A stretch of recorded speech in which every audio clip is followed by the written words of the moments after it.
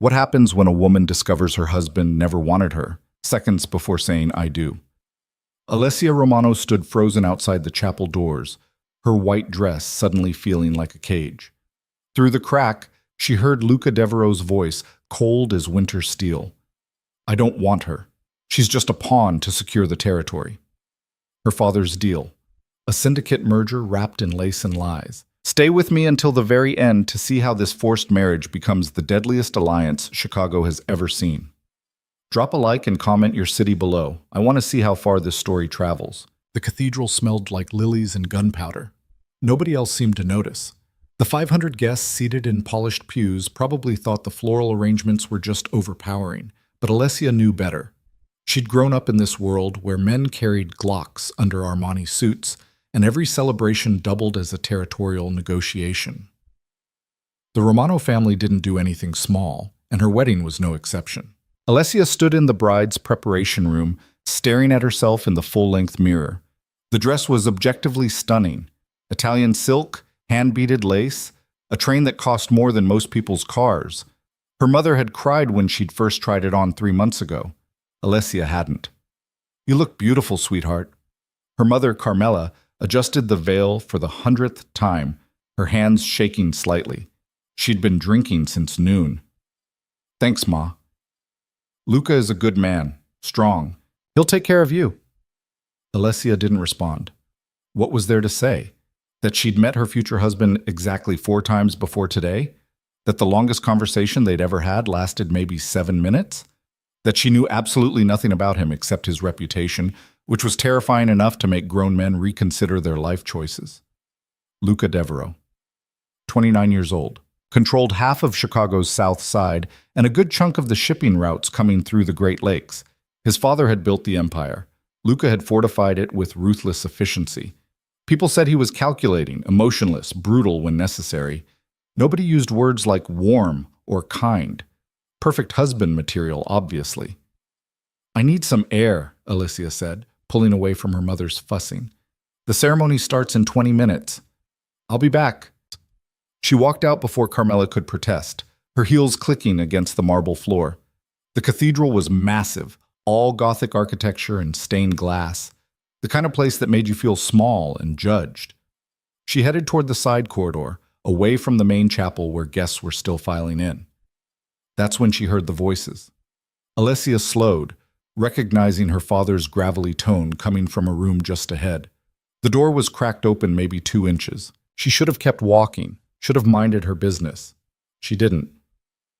"You're getting everything you asked for." That was her father, Dominic Romano, the man who'd built his fortune on construction contracts and broken kneecaps. "My territory north of the river, full cooperation on the shipping routes, and my daughter. So why do you look like someone died?" "I'm fine." Luca's voice was different than she'd expected. Colder, flatter. Like he was discussing a business transaction, not his wedding day. "The arrangement works for both families." "That's not an answer." A pause. Alessia pressed closer to the door, her heartbeat suddenly very loud in her ears. "I don't want her, Dominic. Let's not pretend this is anything other than what it is. A strategic merger. She's a means to an end. Nothing more." The words hit like a physical blow. Alessia's hand went to the wall, steadying herself. The expensive lace of her dress suddenly felt suffocating. "Jesus, Luca, she's 22 years old, my daughter. Show some respect."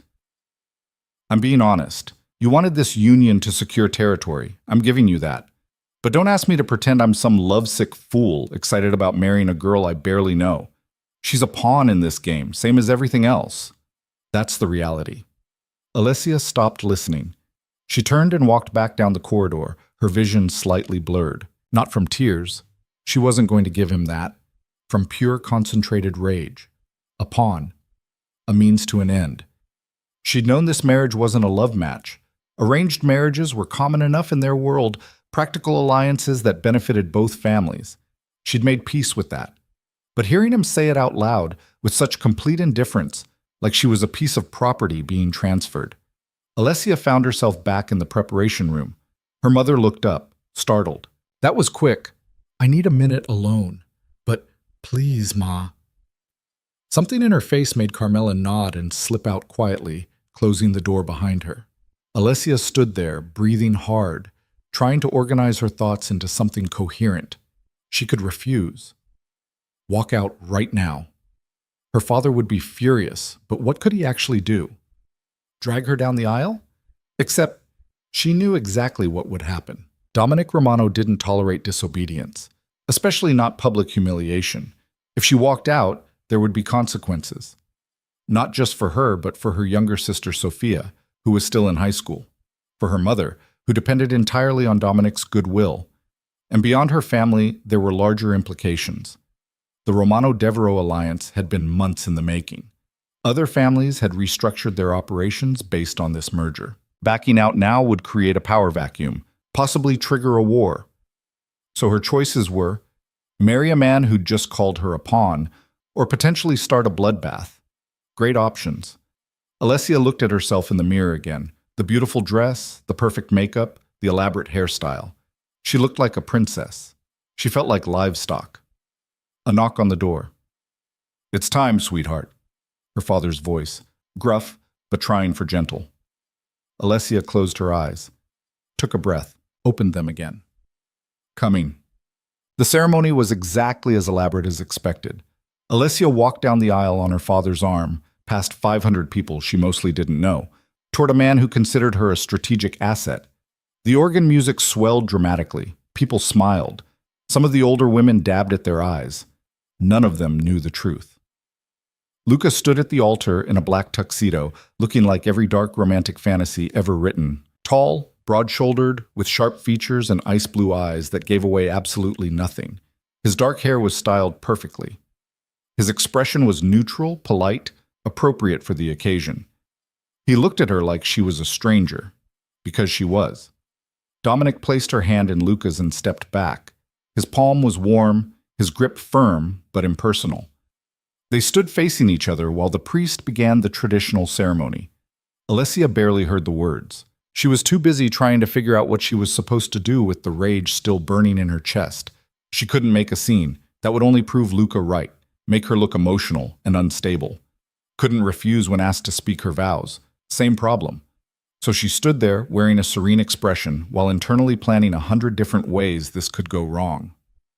"Do you, Alessia Marie Romano, take Luca Vincent Devereaux to be your lawfully wedded husband?" She met Luca's eyes. He looked back, waiting. Still nothing in his expression, just polite attention, a pawn, a means to an end. "I do."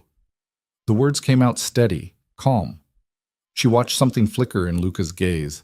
Surprise, maybe, that she'd gone through with it, as if he'd expected her to bolt.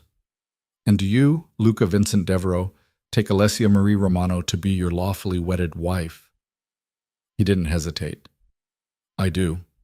2 words that meant nothing to him and everything to her future. "Then by the power vested in me, I now pronounce you husband and wife. You may kiss the bride." Luca leaned in. Alessia tilted her face up. Their lips met in a brief, chaste kiss that was performed perfectly for the audience and felt like absolutely nothing. The congregation applauded. They were married.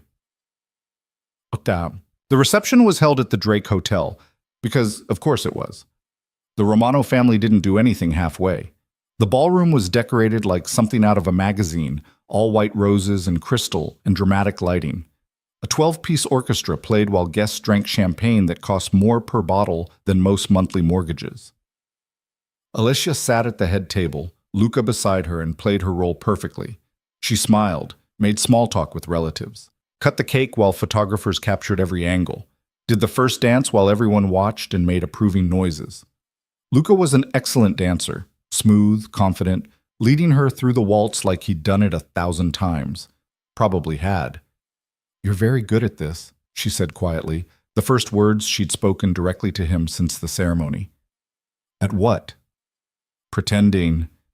His hand tightened fractionally at her waist. "I'm not pretending anything." "Right. This is all very real and meaningful to you." "It's a wedding reception. I'm behaving appropriately." "Like you're at a business conference." "This is business, Alessia. We both know that." She looked up at him. His expression was still carefully neutral, but something in his jaw had tightened. Good. At least she could annoy him. Must be exhausting, she said, being this controlled all the time. It's called professionalism. It's called being a robot. The song ended. They separated and Luca's face returned to its default, polite mask. He led her back to the table, pulled out her chair, then immediately got pulled into conversation with one of his associates. Alessia watched him work the room for the next 2 hours. He was good at it, shaking hands, laughing at jokes, making people feel important. The perfect host. The respected leader. The man who'd called her a pawn. Around midnight, after the cake and the toasts and the endless photographs, Luca appeared at her side. We should go. Go where? Home. Right, home. Except she didn't have a home anymore. Her apartment in her father's building, the place she'd lived for the past 4 years, wasn't hers anymore. Everything had been packed up yesterday and moved to... Where exactly is home? She asked. Lakeshore Drive, penthouse. Of course it was. They said their goodbyes, more hugs, more well wishes, more people telling them how beautiful they looked together. Alessia's face hurt from smiling. Finally, they made it to the car, a black Mercedes with a driver who didn't make eye contact. The drive took 20 minutes. They sat in silence, Luca checking his phone while Alessia stared out the window at Chicago's nighttime skyline. The city looked beautiful from inside an expensive car. Everything did. The building was exactly what she'd expected. Modern, luxurious, with a doorman who greeted Luca by name and pretended Alessia had been living there for years. They took a private elevator to the top floor. Luca unlocked the door and held it open. After you. Alessia stepped inside and stopped. The penthouse was stunning. Floor-to-ceiling windows overlooking the lake. Modern furniture. Art that was probably worth more than her college education. Everything was pristine, minimalist, expensive. It looked like a hotel. Your things are in the East Wing, Luca said, shrugging off his jacket. Second door on the right. I had my assistant set up the closet and bathroom. Where's your room? West Wing. Opposite sides of the penthouse, of course. We have separate rooms? You expected something different. Yes, actually. She didn't know what she'd expected, but separate wings seemed excessive even for an arranged marriage. Luca loosened his tie, watching her with that same unreadable expression. I thought you'd prefer privacy. Privacy? Right. Unless you'd rather... No. The word came out sharper than she'd intended. Separate is fine. Good. He walked toward what she assumed was his wing, then paused. There are staff that come during the day, housekeeper, chef, security. They'll stay out of your way. If you need anything, there's an intercom system. Great. Tomorrow I have meetings most of the day. Feel free to explore the city, get familiar with the area. Just let Marcus know if you're going out. Who's Marcus? Head of security. He'll be assigned to you. I need a bodyguard? You're a Devereaux now. Yes, you need a bodyguard. The way he said it, casual, matter-of-fact, like this was completely normal, made something twist in her chest. Anything else I should know? She asked. Luca considered. The espresso machine is complicated. There's a manual in the kitchen. Don't try to figure it out yourself or you'll break it. Then he walked away, disappearing into his wing without another word. Alessia stood alone in the massive living room, still wearing her wedding dress, and felt something very close to hysteria bubble up in her throat. This was her life now. This sterile, beautiful cage with a husband who treated her like an inconvenient roommate. She found her room, her wing, apparently, and discovered that Luca's assistant had indeed unpacked everything. Her clothes hung in a walk-in closet bigger than her old bedroom. Her toiletries were arranged in a bathroom with heated marble floors and a shower that could fit 6 people. Everything was perfect and cold, and not hers. Alessia stripped off the wedding dress, left it in a heap on the floor, and took the longest, hottest shower of her life. When she finally got out, she found comfortable clothes, yoga pants, and an old Northwestern sweatshirt, and crawled into the massive bed. Sleep didn't come easy. She lay there staring at the ceiling, thinking about everything that had changed in one day. This morning, she'd been Alessia Romano, living in her father's building, working at a nonprofit she actually cared about, having brunch with friends on Sundays. Tonight, she was Alessia Devereaux, wife to a man who didn't want her, living in a penthouse that felt like a museum, with no idea what she was supposed to do with herself. A pawn in someone else's game. She must have eventually fallen asleep because she woke up to sunlight streaming through windows she'd forgotten to cover. For a disorienting moment, she didn't know where she was. Then it all came rushing back: the wedding, the reception, the sterile penthouse, Luca's complete indifference. Right. Alessia got up, pulled on the same comfortable clothes from last night, and ventured out of her wing. The penthouse was quiet. She found the kitchen, all stainless steel and marble, and discovered the complicated espresso machine Luca had warned her about. She made coffee anyway, burnt the first attempt, got the second one drinkable. A woman appeared while she was drinking it, middle-aged and efficient-looking. "Mrs. Devereaux, good morning. I'm Helen, the housekeeper. Mr. Devereaux asked me to let you know he left around 6 for meetings downtown. He'll be back this evening." Mrs. Devereaux. The name still felt wrong. "Okay, thank you. Is there anything you need? Breakfast? I can prepare." "I'm fine, really." Helen nodded and disappeared, leaving Alessia alone again. She wandered through the penthouse, coffee in hand, taking in the details she'd been too exhausted to notice last night. It really was beautiful. The art alone probably cost millions. Everything was carefully curated, perfectly placed. But there was nothing personal. No photographs, no books left lying around, no random clutter.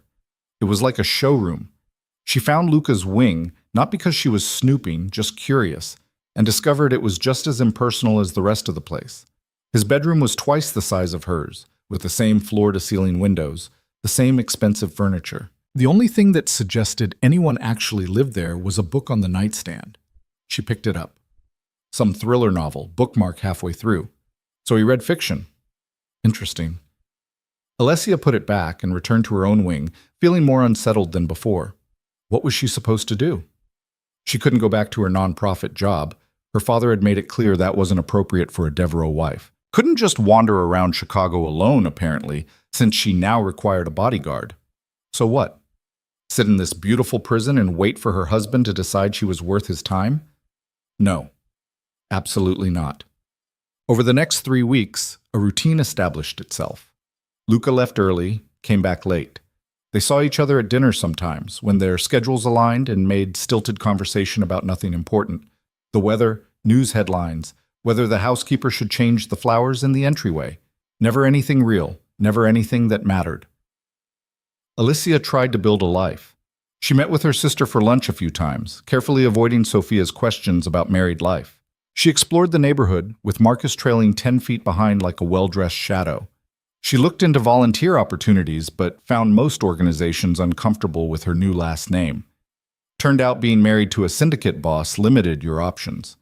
The only person who seemed genuinely happy about the marriage was her mother, who called every few days to ask if Alessia was pregnant yet. "Ma, we've been married 3 weeks. So, your cousin Gabriella was pregnant a month after her wedding. Good for Gabriella. You're not getting any younger, sweetheart." Alessia was 22. "I'll keep that in mind." She started noticing things about Luca. Small things. He drank his coffee black, no sugar. Worked out every morning at 5. She heard him sometimes, weights clanging in the home gym. Took calls in Italian and Russian, switching languages effortlessly. Never raised his voice, even when he was clearly angry about something. And he watched her. Not obviously. Not in any way she could call him out on, but she'd catch him sometimes, his gaze tracking her across the room before he'd look away, like he was checking, making sure she was okay, or maybe just keeping tabs on his investment. Hard to tell. One night, about a month into their marriage, Alessia woke up around 2 in the morning needing water. She padded out to the kitchen in her pajamas, not bothering with lights since the city glow through the windows illuminated everything just fine. Luca was there. She stopped in the doorway, startled. He sat at the kitchen island in sweatpants and a t-shirt, the most casual she'd ever seen him, with what looked like a glass of whiskey. "Sorry," she said. "Didn't know you were up. Can't sleep?" Thirsty. She got a glass, filled it from the water dispenser, very aware of him watching her. The silence stretched. "You do this often?" she asked, nodding at the whiskey. "Middle of the night drinking?" "Sometimes." "Business problems?" "Something like that." She should go back to bed. Let him have his space. Instead, she found herself pulling out the stool across from him. "Want to talk about it?" Luca's eyebrows rose fractionally. Why would I do that? Because we're married, and that's what married people do? We're not exactly a conventional marriage, Alessia. No kidding. He took a drink, studying her. You're up at 2 in the morning. Your turn. What's keeping you awake? Honestly, I'm bored. Bored. Yes, bored. I have nothing to do. No job, no purpose, no idea what I'm supposed to do with myself except sit around looking decorative. You could take classes, pick up a hobby. Most women would. I'm not most women, and I don't want hobbies. I want something that matters. Luca set down his glass. What did you do before? I worked at a literacy nonprofit, taught adult reading classes, helped people study for their GED. It wasn't glamorous, but it mattered. Why did you stop? Your world and nonprofits don't exactly mix. My father made it clear that continuing wasn't appropriate. Something shifted in Luca's expression. Not quite guilt, but something adjacent. What would you want to do? If you could do anything? The question surprised her. I don't know, something useful. Something that isn't just killing time until I die. Dramatic? I'm 22 years old and my entire life is already mapped out. Wife, then mother, then what? I just exist in your shadow forever? That's not... He stopped, started again. I never asked you to exist in my shadow. You never asked me anything, Luca. That's the problem. They looked at each other across the kitchen island. The city lights cast strange shadows across his face, making him look less controlled, more human. What do you want from me? He asked finally. Honestly, I don't know. Maybe just acknowledgement that I exist. That I'm a person, not a business asset. I know you're a person. Do you? Because from where I'm sitting, I'm just part of the furniture. Beautiful, expensive, completely irrelevant. Luca's jaw tightened. If you were irrelevant, you wouldn't have a full security detail. You wouldn't have Marcus following you everywhere. You wouldn't have you controlling every aspect of my life? Protecting every aspect of your life. There's a difference. Is there? He stood abruptly, grabbed his glass. It's late. We should both get some sleep. And just like that, the conversation was over. He walked away, back to his wing, leaving Alessia alone in the kitchen, wondering what the hell had just happened. Things shifted after that night. Subtle changes. Luca started asking her opinion on small things, what restaurant to order from, whether they should replace the living room furniture. Nothing major, but more than before. He also started coming home earlier. Not every night, but a few times a week he'd be there for dinner. They'd eat together, talk about their days in careful, surface-level ways. It wasn't much, but it was something. Alessia also noticed the security getting tighter, more men in dark suits appearing in the building lobby. Marcus's shifts getting longer. She asked him about it once. Just precautions, Mrs. Devereaux. Precautions against what? Nothing you need to worry about? Which meant something she definitely needed to worry about. She tried asking Luca. He gave her the same non-answer. Just business. Nothing that concerns you. Except it clearly did concern her if she had bodyguards multiplying like rabbits. 2 months into their marriage, Alessia's sister came over for lunch. Sophia was 17, still in her senior year, and refreshingly normal compared to the rest of their family. She bounced into the penthouse full of energy and questions. This place is insane. How many rooms does it have? I stopped counting at 12. And you have the whole thing to yourself during the day? Pretty much. Luca's always working. Sophia flopped onto the couch, studying her sister. Are you happy? Alessia considered lying, decided against it. I'm adjusting. That's not an answer. It's complicated. He treats you okay? He barely treats me at all. We're like roommates who share a last name. That sucks. Yeah. Sophia grabbed her hand. You know you could leave, right? Come stay with me. We could figure something out. It was sweet, naive, also completely impossible. I can't just leave, Soph. It doesn't work that way. Why not? Because our families are connected now. Because there are business arrangements that depend on this marriage. Because... She stopped. It's complicated. You keep saying that. Because it keeps being true. They had lunch on the balcony, talking about safer subjects. Sophia's college applications, her boyfriend drama, whether she should cut her hair. Normal sister stuff. It felt good, grounding, like Alessia still had one connection to her old life. Marcus drove Sophia home around 3. Alessia was cleaning up the lunch dishes when Luca walked in, which was strange because he never came home in the middle of the afternoon. He looked stressed, more than usual. His tie was loosened, hair slightly disheveled like he'd been running his hands through it. "Is everything okay?" she asked. "Fine. I need to talk to you." Her stomach dropped. "About what?" "Security. There's been a situation." "Well, what kind of situation?" He moved to the windows, hands in his pockets, looking out at the lake. "One of the families we do business with is having internal problems. Power struggle. It's creating instability. And that affects me how? They might try to use you as leverage. Against me." The words took a second to process. "You think someone might try to kidnap me?" "I think someone might try several things. Kidnapping is one possibility." He said it so calmly, like discussing the weather. "Jesus, Luca. It's being handled, but I need you to be more careful. No going out without Marcus, no unplanned trips. I need to know where you are at all times." "So I'm what? Under house arrest?"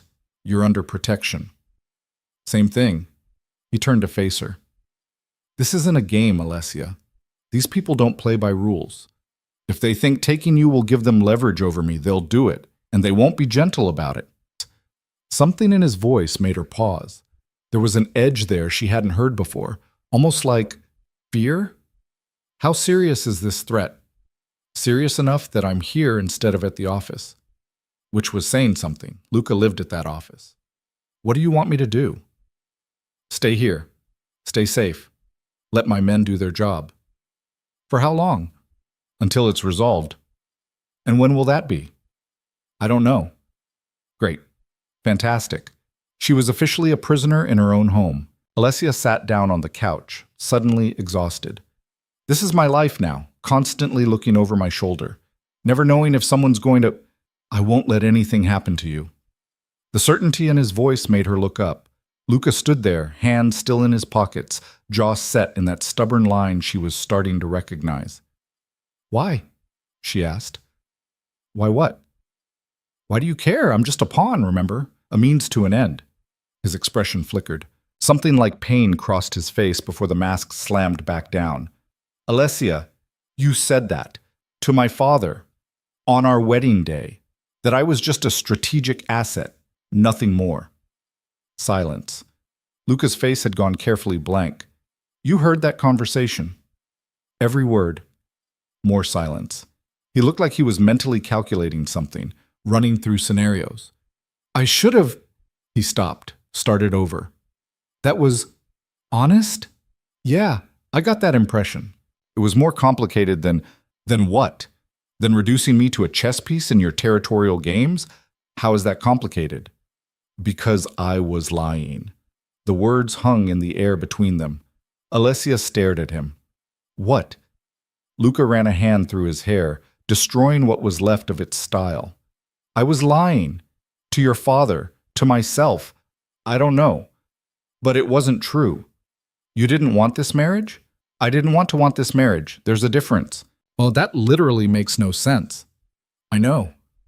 He crossed to the couch, sat down, but kept distance between them. Up close, she could see tension in every line of his body. "My father died when I was 23, he said quietly. "Left me this empire and absolutely no preparation for how to run it. I spent the next 6 years building walls, eliminating weaknesses, making sure nothing and no one could touch me. It worked. I built something secure, something I could control." Alessia stayed quiet, sensing there was more. "Then your father proposed this alliance, and you walked into that first meeting, and I..." He stopped, shook his head. "I knew immediately you were a problem. A problem. A distraction, a vulnerability, something that could get under my walls if I let it. So I decided I wouldn't let it. I'd keep everything professional, distant, under control." "That's working out great for you." A ghost of a smile. "I noticed." They sat there, not quite looking at each other. Outside, the city hummed with afternoon traffic. So what now? Alessia asked finally. Now I keep you safe. And I stop pretending you're not. He cut himself off. Not what? Important. The word settled over her like weight. Important. Not a pawn. Not a means to an end. Important. Luca, you should get some rest, he said, standing abruptly. Back to business. I have calls to make. Marcus will be stationed outside if you need anything. And he was gone again, leaving her alone with too many thoughts and not enough answers. The security doubled overnight. Alessia woke up the next morning to find 2 additional men stationed in the hallway outside her wing. When she went to the kitchen, there were more in the living room, speaking quietly into earpieces. The penthouse felt less like a home and more like a military installation. Marcus appeared while she was attempting to make breakfast.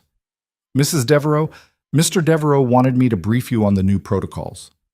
Protocols, great, my favorite thing. If Marcus noticed her sarcasm, he didn't show it. He had that perfect security guy demeanor. Professional, unflappable, probably trained to ignore emotional civilians. You're not to leave the building without advance notice. Minimum 2-hour heads up for any outings. Your vehicle will be changed daily, routes varied. Your phone has been upgraded with tracking software. He handed her a new phone. Same model as her old one, but the case was different. You put a tracker in my phone? For your safety, ma'am. Right, safety. Mr. Devereaux also wanted you to have this. Marcus produced a small box from his jacket pocket. Inside was a bracelet. Delicate, expensive looking, with what appeared to be diamonds set in platinum, also completely not her style. It's beautiful, but I don't really wear. It has a panic button. Press the clasp 3 times rapidly, and it sends an alert to all security personnel with your exact location. Oh, not jewelry. Another tracking device disguised as jewelry. Does Luca think I'm going to get kidnapped in my own bedroom? Mr. Devereaux thinks it's better to be prepared. Alessia took the bracelet, turning it over in her hands. Up close, she could see the small mechanisms hidden in the design. Whoever made it had done quality work. You'd never know it was anything other than an expensive accessory. She put it on. It felt heavy. Anything else? Yes, Mr. Devereaux won't be home for dinner tonight. He said to tell you not to wait up. Of course he wouldn't be home. They'd had one semi-honest conversation, and now he was avoiding her again. Typical. The day dragged. Alessia tried reading but couldn't focus, tried watching TV, but everything felt trivial. She ended up in the home gym around noon, taking out her frustration on the treadmill until her legs burned and her lungs ached. When she finally stopped, drenched in sweat, one of the security guys was standing in the doorway. Mrs. Devereaux? You have a visitor. Who? Your mother. Fantastic. Alessia showered quickly and found Carmela in the living room, perched on the edge of the couch like she was afraid to wrinkle it. She looked older than Alessia remembered, more fragile somehow. Ma, this is a surprise. I tried calling. You didn't answer. Sorry, I was working out. Carmela's eyes scanned her daughter, taking in details with that maternal intensity that missed nothing. You look thin. Are you eating? I'm fine. You're not fine. You're stressed. I can see it. Alessia sat down across from her mother, suddenly exhausted. What are you doing here, Ma? I heard about the security situation. Your father told me. Did he tell you it's because someone might try to kidnap me to get leverage over Luca? Carmela flinched. He said there were precautions being taken. That's one way to put it. They sat in uncomfortable silence. Outside the windows, Lake Michigan stretched out gray and endless under cloudy skies. It looked cold. Your father wants you to come stay with us, Carmela said finally, until things settle down. He thinks you'd be safer. Luca has an army guarding me. I'm pretty safe. But you're alone here, no family around. If something happened, nothing's going to happen. You don't know that. Alessia looked at her mother, really looked. Carmela's hands were shaking slightly. Her makeup couldn't quite hide the dark circles under her eyes. You're scared, Alessia said. Of course I'm scared. You're my daughter. I'm also an adult, and I'm married. This is my life now. This shouldn't be your life. You should be happy, starting a family, not hiding in a fortress with armed guards everywhere. Yeah, well, we don't always get what we should have. The bitterness in her own voice surprised Alessia. Carmela reached across the coffee table, grabbed her hand. Baby, it's not too late. You could still what? Leave? Break the alliance between our families? Start a war? Your father would find a way. No, he wouldn't, and we both know it. Carmela's face crumpled. For a horrible moment, Alessia thought her mother might cry. But Carmela Romano had spent 30 years married to Dominic. She knew how to pull herself together. Does he treat you well? She asked quietly. Luca? Alessia thought about how to answer that. The truth was complicated. Luca didn't mistreat her. He wasn't cruel or abusive. He was just absent. Like she was a responsibility he'd rather not deal with. Except for last night. Last night he'd looked at her like she mattered. He's fine, she said. We're fine. That's not an answer. It's the only one I have. Carmela stayed another hour, making nervous small talk about family gossip and Sophia's college applications. Then she left, hugging Alessia too tight at the door. Be careful, sweetheart. I will. And call me, please, even just to talk. Okay, Ma. After she left, Alessia stood in the empty penthouse, feeling more alone than ever. She thought about calling Sophia, but her sister was in school. Thought about calling one of her old friends, but what would she say? Hey, how's it going? I'm basically under house arrest because my husband's enemies might try to kill me? Instead, she pulled up Luca's contact on her new tracked phone and typed out a message. Your mother visited. She's worried. Thought you should know. She almost deleted it. What was the point? He probably wouldn't even respond. But she sent it anyway. 3 hours later, her phone buzzed. Did you tell her you're safe? Yes. Good. I'll be home around midnight. That was it. No explanation for where he was or what he was doing. Just a status update. Alessia threw the phone on the couch and went to find something for dinner. Luca came home at 12:15 looking exhausted. Alessia was still awake, curled up on the living room couch with a book she wasn't really reading. She heard the front door, the quiet conversation with the security team, his footsteps approaching. You're up, he said. Couldn't sleep. He'd taken off his jacket and tie, rolled up his shirt sleeves. There was something on his shirt that looked like blood, but he didn't seem injured. Is that yours? She asked, pointing. Luca looked down, noticed the stain. No, it's handled. Handled. Don't ask questions you don't want answers to, Alessia. Fair point. She didn't actually want to know whose blood was on his shirt or how it got there. He disappeared into his wing, presumably to shower and change. Came back 20 minutes later in sweatpants and a t-shirt, hair damp. Went straight to the kitchen and poured himself whiskey. Alessia watched him from the couch. He looked different without the suits and the careful styling. Younger, more human. Long day? She asked. You could say that. The situation you mentioned, is it getting worse? Luca took a long drink before answering. It's progressing. That's not an answer. It's the one you're getting. She should let it go. Should go to bed and let him have his secrets. But something about the tension in his shoulders, the way he gripped that glass, made her push. Talk to me. About what? Whatever's eating at you. I'm fine. You're drinking whiskey at midnight with blood on your shirt. You're not fine. He turned to face her, leaning against the kitchen counter. The city lights behind him created strange shadows across his face. Why do you care? Because we're married, and I'm tired of pretending we're not. We're married on paper, Alessia. That's all. Is it? Something shifted in his expression. What do you want from me? The truth would be nice. The truth. He laughed, but there was no humor in it. The truth is, I have 3 families trying to undermine my authority, 2 shipments that went missing this week, and a dozen problems I can't solve by throwing money at them. The truth is, you're in danger because of me, and I don't know how to fix it without starting a war that could get a lot of people killed. Is that what you wanted to hear? The raw honesty of it surprised her. Yes, she said quietly. Actually, it is. Luca stared at her like she'd grown a second head. Most people don't want to hear about this stuff. I'm not most people, and I'm already in it, whether you tell me or not, so I'd rather know what I'm dealing with. He took another drink, considering. The family I mentioned yesterday, Volkov's organization, they're fracturing. The old man died 6 months ago, and his sons are fighting over control. Mikhail, the oldest, wants to honor existing agreements. Victor, the younger one, thinks he can renegotiate terms by force. What kind of terms? Territory, profit splits, shipping routes, the usual. And he thinks kidnapping me would give him leverage? He thinks it would make me desperate enough to concede ground. He's wrong, but he's too stupid to realize it. The casual way Luca said it, like discussing a business competitor, not someone who might actually try to hurt her, should have been unsettling. Instead, Alessia felt oddly reassured. At least he was being honest. What are you going to do? Handle it.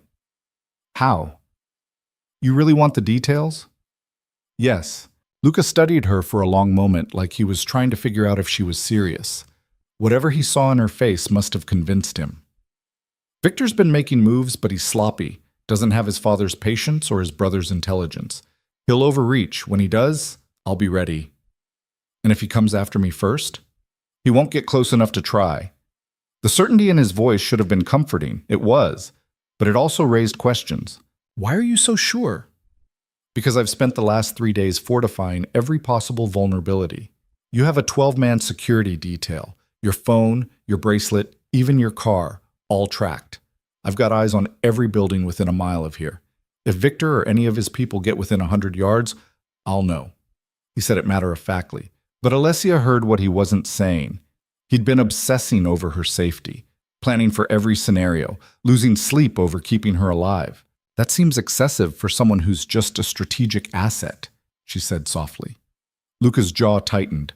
I told you, I was lying about that. Were you? Yes. Then what am I? The question hung between them. Luca set down his glass, crossed the space between the kitchen and the living room, stood in front of her, close enough that she had to tilt her head back to see his face. I don't know, he said finally. Something I wasn't prepared for. Something that scares the hell out of me. Why? Because caring about someone makes you weak, gives your enemies a target. Everything I've built is based on not having weaknesses. And I'm a weakness.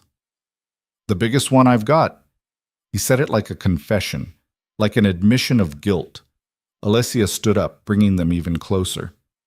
They were maybe 6 inches apart now. She could see the exhaustion in his eyes, the tension in his jaw, could smell his cologne, something expensive and understated. Maybe weakness isn't always bad, she said. In my world, it gets you killed. Or maybe it makes you human. Luca reached out, hesitated, then touched her face. Just his fingertips against her cheek, so gentle it barely registered, like he was afraid she might disappear. I can't afford to be human. Everyone's human, Luca. Even you. His thumb traced her jawline. Alessia's breath caught. This was the closest they'd been since their wedding kiss, that performative, meaningless moment in front of 500 people. This felt different, real. You should go to bed, he said, but he didn't move. So should you. I have work to finish. At midnight? Doesn't stop because I'm tired. But he still didn't move. His hand was still on her face, warm and steady. Alessia could feel her heartbeat accelerating, her skin tingling where he touched her. This was stupid. They were basically strangers. They'd barely had real conversations. Just because he'd admitted she mattered to him didn't mean anything had actually changed. Except it did. Something had shifted. She could feel it in the air between them, the way he was looking at her, the way her body was responding to his proximity. Luca. Her phone buzzed, loudly, breaking the moment.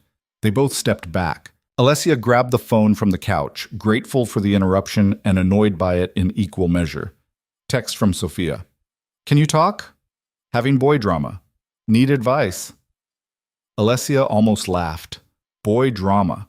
Her 17-year-old sister's biggest problem was boy drama, while Alessia was standing here with a syndicate boss who'd just admitted she was his weakness. I should take this, she said. Yeah, of course. Luca grabbed his whiskey and disappeared back into his wing without another word. Alessia stood there for a moment, trying to calm her racing heart, before calling her sister back. Soph? What's wrong? The next week passed in strange limbo. The security stayed tight. Alessia barely left the penthouse.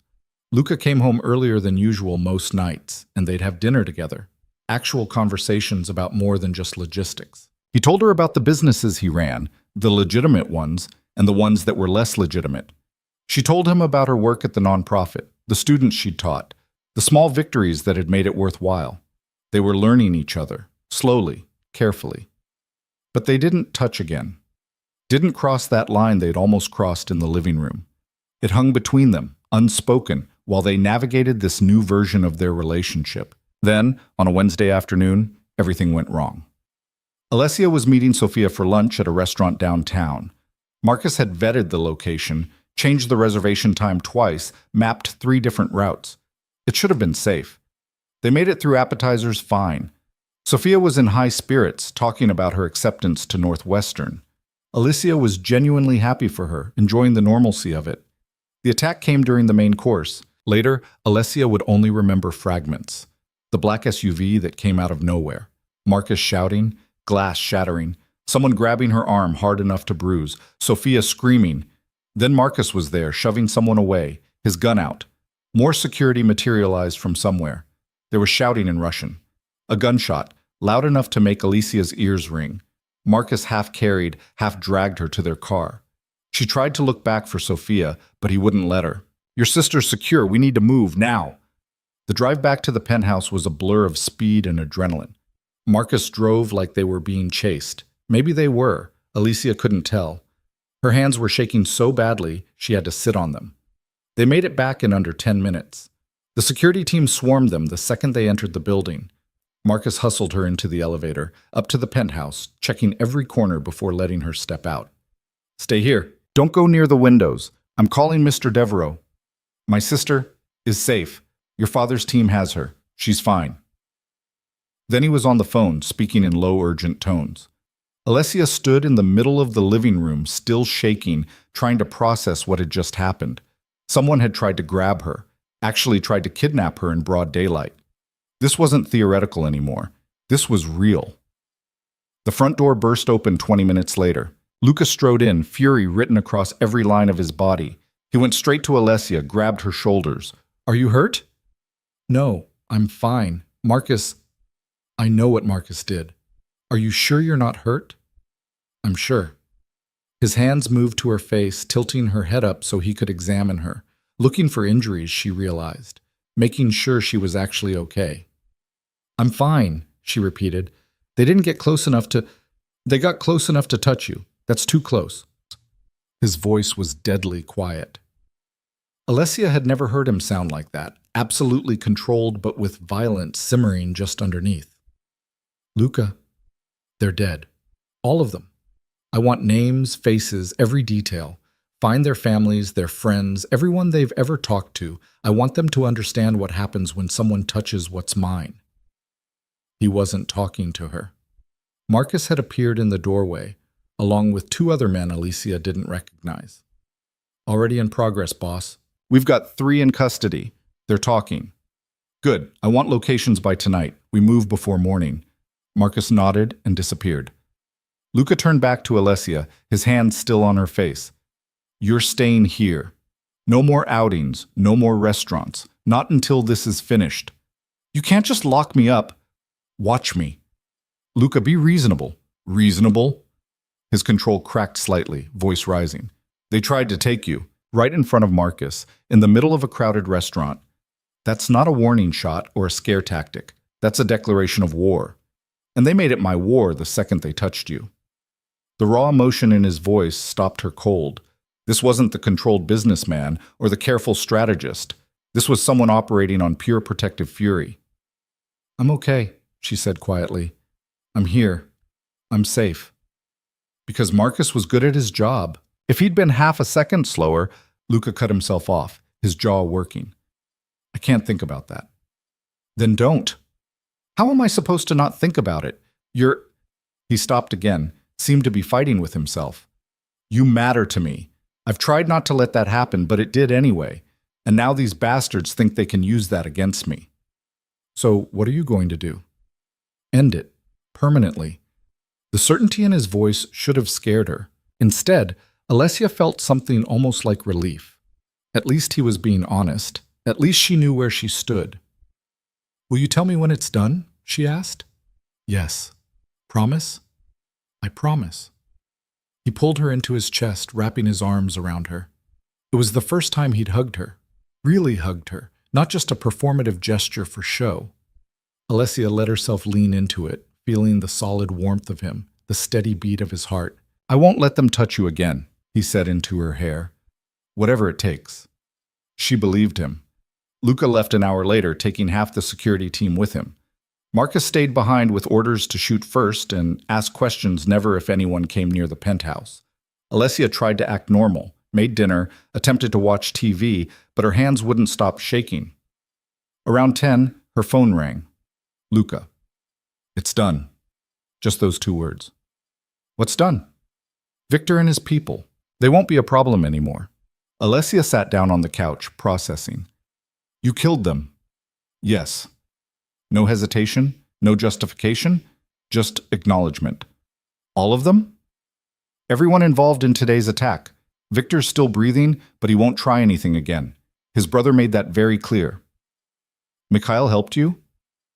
"Mikhail wants stability. I gave him an opportunity to consolidate power. He took it." Business. It was all business. Except Alessia knew it wasn't. Not entirely. Luca had gone after Victor because of her, because someone had tried to hurt her. "When will you be home?" she asked. A pause. "You want me to come home?" "Yes." "I'm covered in—" He stopped. "I need to clean up first, couple hours." "Okay, I'll wait up." Another pause. "You don't have to." "I know." She heard something in his breath, relief maybe, or something like it. "I'll be there soon." He showed up just after midnight, showered and changed, but looking completely drained. Alessia was still on the couch where she'd been since his call. "Hey," she said. "Hey." He sat down next to her, not across from her, not maintaining careful distance, but right next to her, close enough that their legs touched. "Are you okay?" she asked. "I should be asking you that." "I asked first." Luca leaned his head back against the couch, closing his eyes. "I'm exhausted, and angry, and relieved you're safe, and a dozen other things I don't have words for." Alessia reached over, took his hand. His fingers immediately laced through hers, holding tight. "Thank you," she said. "For what?" "For keeping me safe.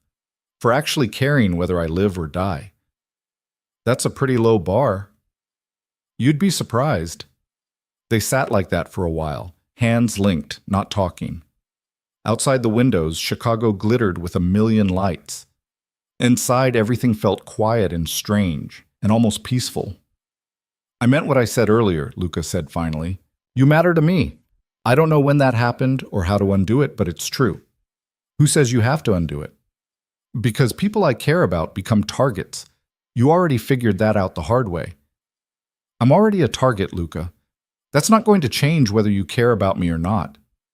It's worse if they know I care. Gives them more leverage." Alessia turned to face him. "Then we make sure they can't use that leverage. We get stronger. Together." "You don't know what you're signing up for." "I married you. I'm pretty sure I signed up for exactly this." "You were forced to marry me. That's different. Was I forced to sit here waiting for you? Was I forced to hold your hand? At some point, Luca, this stops being about what we were forced into and starts being about what we choose." He opened his eyes, looking at her with an intensity that made her breath catch. "And what do you choose?" The question felt monumental. Like her answer would determine everything that came next. "I choose this," she said. "Messy and complicated and probably a terrible idea. But I choose it anyway." Luca's free hand came up to cup her face, thumb stroking her cheekbone. "You might regret that." "Probably, but I'm doing it anyway." He kissed her then. Not like their wedding kiss, performative and empty. This was real. His mouth on hers, gentle at first, then deeper when she responded. Her hands went to his shoulders, his shirt, pulling him closer. His arm wrapped around her waist, holding her like she might disappear if he let go. When they finally broke apart, both breathing hard, Luca rested his forehead against hers. "We're going to do this wrong," he said. "Probably. I'm going to make mistakes. Me too. I've never... He stopped, started over. I don't know how to be what you need. Then we'll figure it out together. He kissed her again, softer this time, then pulled back, studying her face like he was trying to memorize it. Stay with me tonight, he said. Not in separate wings. With me. It wasn't a demand. It was a question. An offer. Alessia nodded. They went to his room, bigger than hers, but just as impersonal. He gave her one of his t-shirts to sleep in. They climbed into bed together, and it should have been awkward, but somehow it wasn't. He pulled her against his chest, his arm around her waist, and she felt safer than she had in months. This is new for me, he said quietly into the darkness, caring about someone this much. Me too. We'll probably mess it up. Definitely. She felt him smile against her hair. But we're doing it anyway. Yeah, we are. They fell asleep like that, tangled together, choosing each other, despite every logical reason not to. Waking up next to someone was different than Alessia expected. She'd imagined it would feel intimate, maybe a little awkward the first time. What she hadn't anticipated was how heavy Luca's arm would be across her waist, or how his breathing would change when he started to wake up, or the way her back fit perfectly against his chest, like they'd done this 100 times before. The morning light filtered through the windows, turning everything soft and gold. Alessia stayed very still, not wanting to break whatever this moment was. You awake? Luca's voice was rough with sleep, his breath warm against her neck. Yeah. What time is it? No idea. His arm tightened around her waist, pulling her closer. We should probably get up. Probably. Neither of them moved. This is going to complicate things, he said after a minute. Things are already complicated. Fair point. Alessia rolled over to face him. Up close, without the careful styling and expensive suits, Luca looked younger, more vulnerable. His hair was a mess, his jaw shadowed with stubble. She kind of liked him better this way. Do you regret it? She asked. Which part? Any of it. Luca reached up, tucked a strand of hair behind her ear. No. You? No. Even though He gestured vaguely at himself. All of this? Especially because of all of that. Something shifted in his expression. Relief, maybe. Or disbelief that she actually meant it. I have meetings today, he said. But I'll be home for dinner. We should talk. About what this means. What we want it to mean. Okay? Okay? He kissed her forehead, then reluctantly disentangled himself and headed for the shower. Alessia lay there for a moment longer, staring at the ceiling, trying to process the fact that her fake marriage had just become significantly less fake. By the time she made it to the kitchen, Luca was already there, back in his armor. Tailored suit, styled hair, that carefully controlled expression. But when he saw her, something in his face softened. Coffee? He offered. Please. He made it for her. Black, no sugar, exactly how she liked it. When had he noticed that? Marcus will be with you all day, he said, handing her the cup. Victor's neutralized, but I don't want to take chances. I'm not planning to leave the penthouse anyway. Good.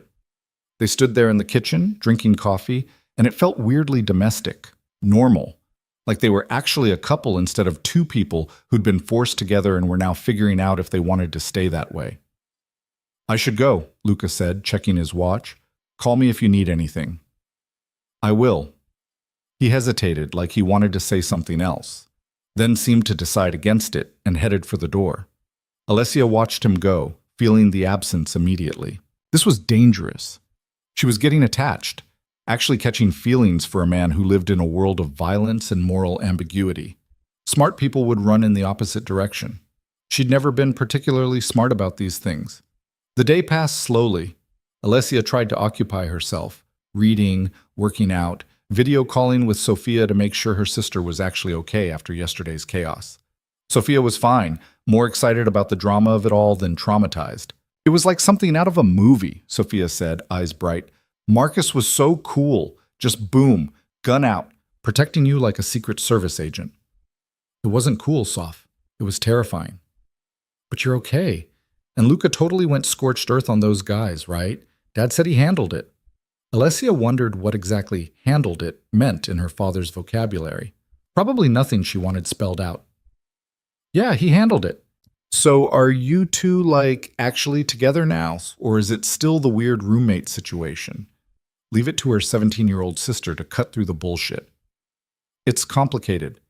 Everything with you is complicated. Just tell me if you're happy. Was she happy? That felt like too big a question, but she was something. Less alone, less trapped, less like her life was happening to her instead of with her. I'm getting there, Alessia said. Around 6, Luca texted that he was on his way home. Alessia found herself checking her reflection in the bathroom mirror, which was ridiculous. They'd slept in the same bed last night. She didn't need to impress him. She changed her shirt anyway. He walked in at 6:30, carrying takeout bags from the Italian place she'd mentioned liking once, weeks ago. He'd remembered. I figured we could eat in, he said, setting the bags on the counter. Unless you wanted to go out? In is good. They ate at the dining table, the first time they'd actually used it. The food was excellent. The conversation was careful, both of them dancing around the elephant in the room. Finally, after they'd cleared the plates, Luca poured them each a glass of wine and sat back down. So, we should talk. Yeah. I don't know how to do this, he admitted. The relationship thing. I've avoided it for years because it felt like a liability. And now? Now I'm apparently terrible at avoiding it. Alessia smiled despite herself. So what do you want? Luca took a drink, considering. Honestly, I want you. In whatever way you'll let me have you, but I also want you to understand what that means. My life, my world, it's not safe. What happened yesterday could happen again, will happen again, probably. People will always try to use you to get to me. I know.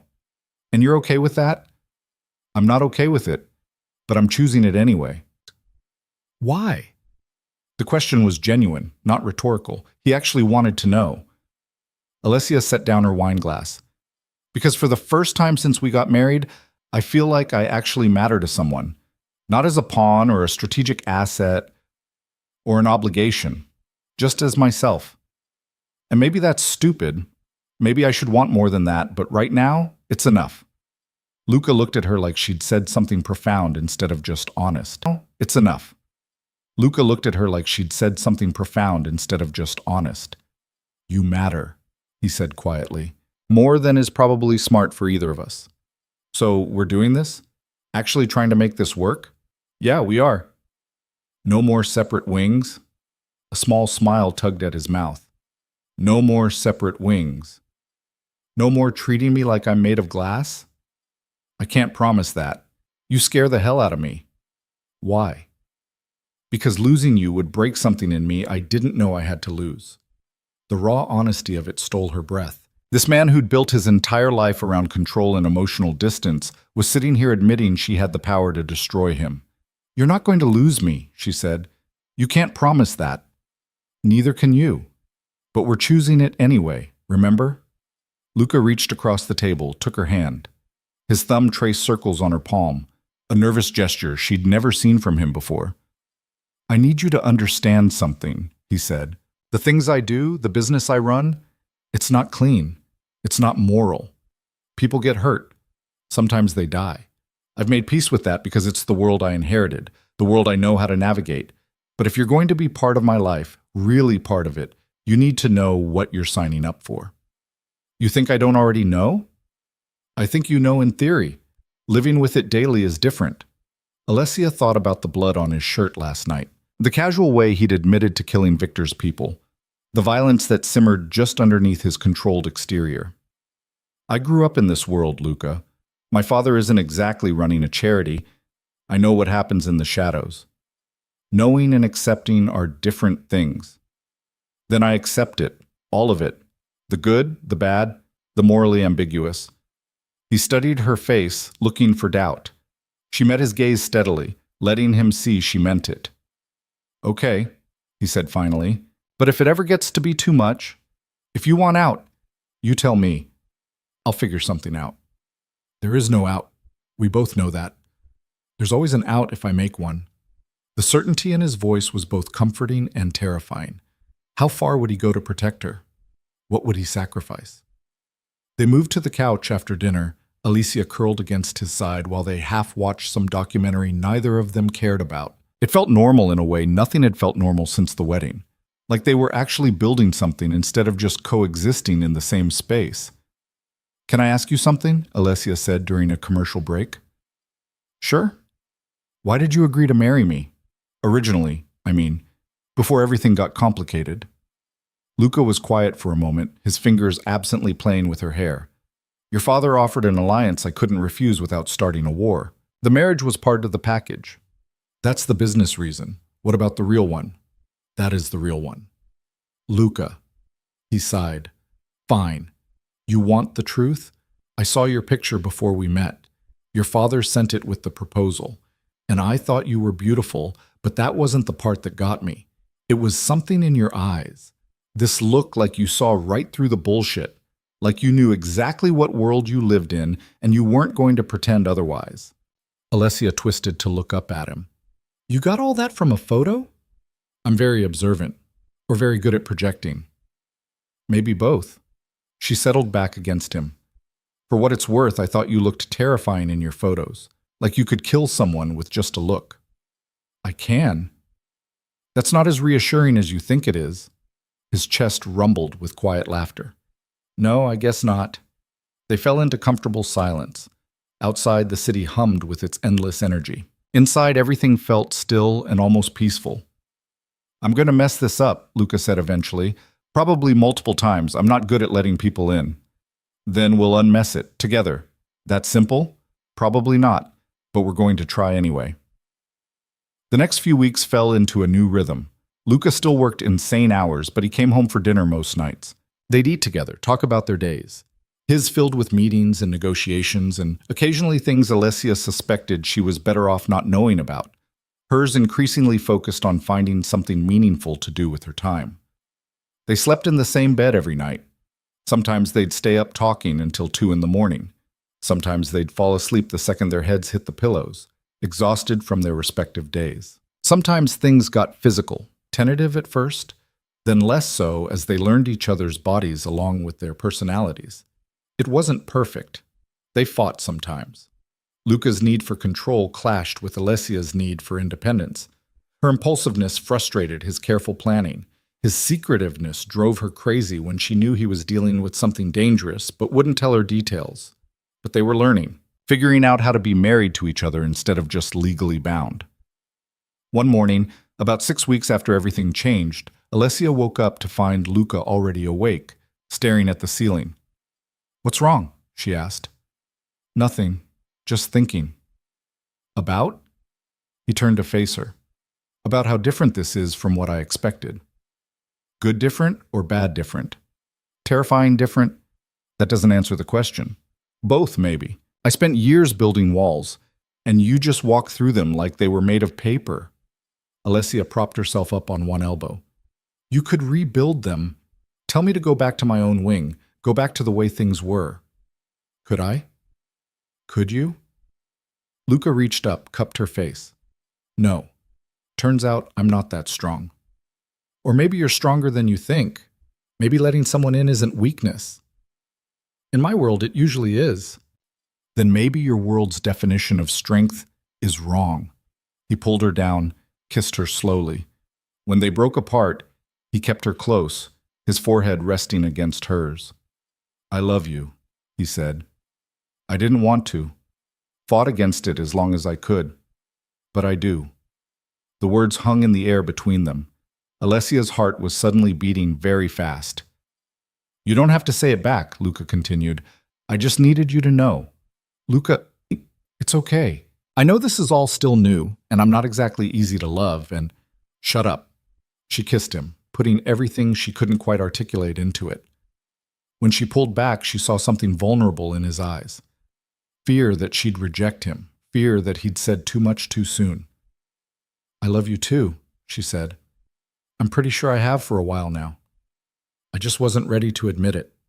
The relief that washed over his face was almost painful to see, like he genuinely believed she might not feel the same way. "Yeah? Yeah?" He kissed her again, and they didn't make it out of bed for another hour. But the peace couldn't last forever.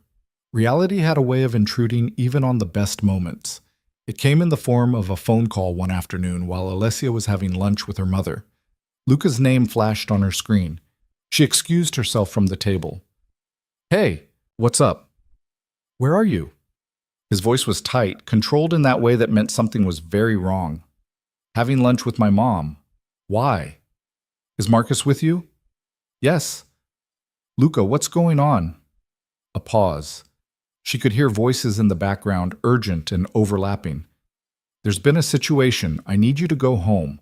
Now, Marcus will explain." "What kind of situation?" "Alessia, please, just go home. I'll be there as soon as I can." The line went dead. Alessia returned to the table, trying to keep her expression neutral. "I'm sorry, Ma. I need to go. Something came up." Carmela's face immediately creased with worry. "Is everything okay?" "I'm sure it's fine. Just business stuff." Marcus appeared at her elbow like he'd been summoned telepathically. Probably had been, through whatever communication system the security team used. "Mrs. Devereaux, we should leave." The drive back to the penthouse took 12 minutes. Marcus drove fast but controlled, his jaw set. Alessia tried asking what was happening. He gave her nothing. "Mr. Devereaux will brief you when he arrives." "Marcus, please, just tell me if someone's hurt." "No one's hurt. That's all I can say." They made it to the penthouse. The security presence had tripled. Men in the lobby, men in the hallway, men stationed at every entrance point. Something big had happened. Alessia paced the living room for 20 minutes before Luca finally walked in. He looked like he'd aged a year in the past hour. His suit was rumpled, his hair disheveled from running his hands through it. "Tell me," she said. Luca crossed to the bar, poured himself a drink, downed it, poured another. "There's a mole in my organization." The words hit like a physical blow. "What?" "Someone's been feeding information to the Calabrese family. Details about shipments, meetings, security protocols, everything they'd need to undermine me." Alessia's mind raced. The Calabrese family was one of the oldest, most established organizations in Chicago. If they were making a move against Luca. "How bad is it?" "Bad. They hit 3 of my warehouses today, took product worth about $2 million, killed 4 of my people." 4 people dead. Because someone inside Luca's organization had betrayed him. "Do you know who?" "Not yet, but I will." The cold certainty in his voice made her shiver. "What are you going to do?" Luca set down his glass, turned to face her.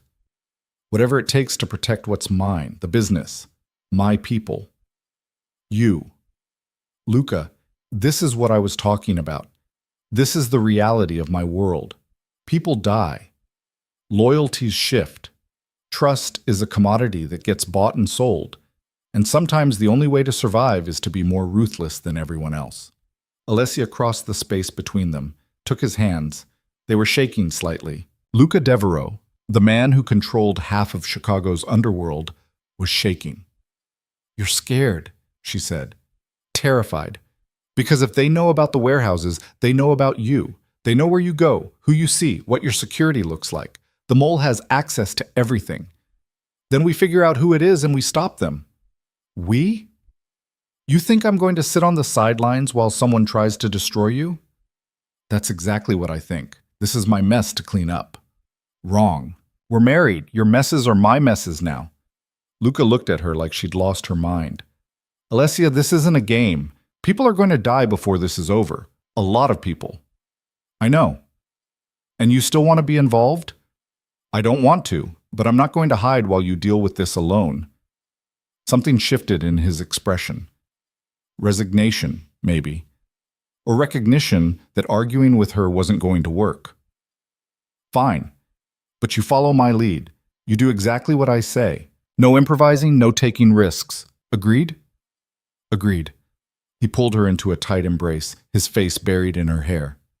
"I can't lose you. Not now. Not when I finally have you." "You won't lose me." "You can't promise that." "Watch me." They stood like that for a long time, holding each other while Chicago sprawled out below them, beautiful and dangerous and completely indifferent to their struggles. The next 72 hours were a blur of tension and paranoia. Luca barely slept, spending most of his time on the phone or in meetings with his inner circle. Alessia watched him work, saw how he operated under pressure. Calm, focused, absolutely merciless when it came to finding the traitor. They narrowed it down to 3 possibilities. Each one had access to the information that had been leaked. Each one had opportunity. Finding out which one was actually guilty required strategy. "We set a trap," Luca explained during a late-night strategy session. His desk was covered with files, photographs, notes scrawled in his precise handwriting. "Feed each of them different information. See which version reaches the Calabrese family." "That's smart. It's basic, but it should work." Alessia studied the photographs. 3 men she'd never met, all of whom had worked for Luca for years. One of them had betrayed him, had gotten 4 people killed, would probably try to get more people killed if given the chance. "What happens when you find out who it is?" she asked. Luca's jaw tightened. "Nothing you need to worry about." "Luca." He looked up at her, and she saw the answer in his eyes. Whoever the traitor was, they were already dead. They just didn't know it yet. "I need you to trust me," he said quietly. "Can you do that?" It was a test. Alessia understood that. He was asking if she could really accept this part of him, the part that made hard decisions, that ended lives when necessary, that operated in shades of gray most people would call black. "Yes," she said, "I trust you." Relief flickered across his face. "Thank you." The trap was set on a Tuesday. Each of the 3 suspects received different information about an upcoming shipment, different times, different locations, different products. Then they waited. The Calabrese family made their move Thursday night, hitting one of the fake shipments. It was the information that had been given to a man named David Chen, Luca's logistics coordinator for the past 8 years. Luca's face when he found out was terrible to see. Not angry, exactly. Worse than that. Disappointed. Betrayed. "I trusted him," he said quietly, staring at Chen's file. "Promoted him. Brought him into the inner circle.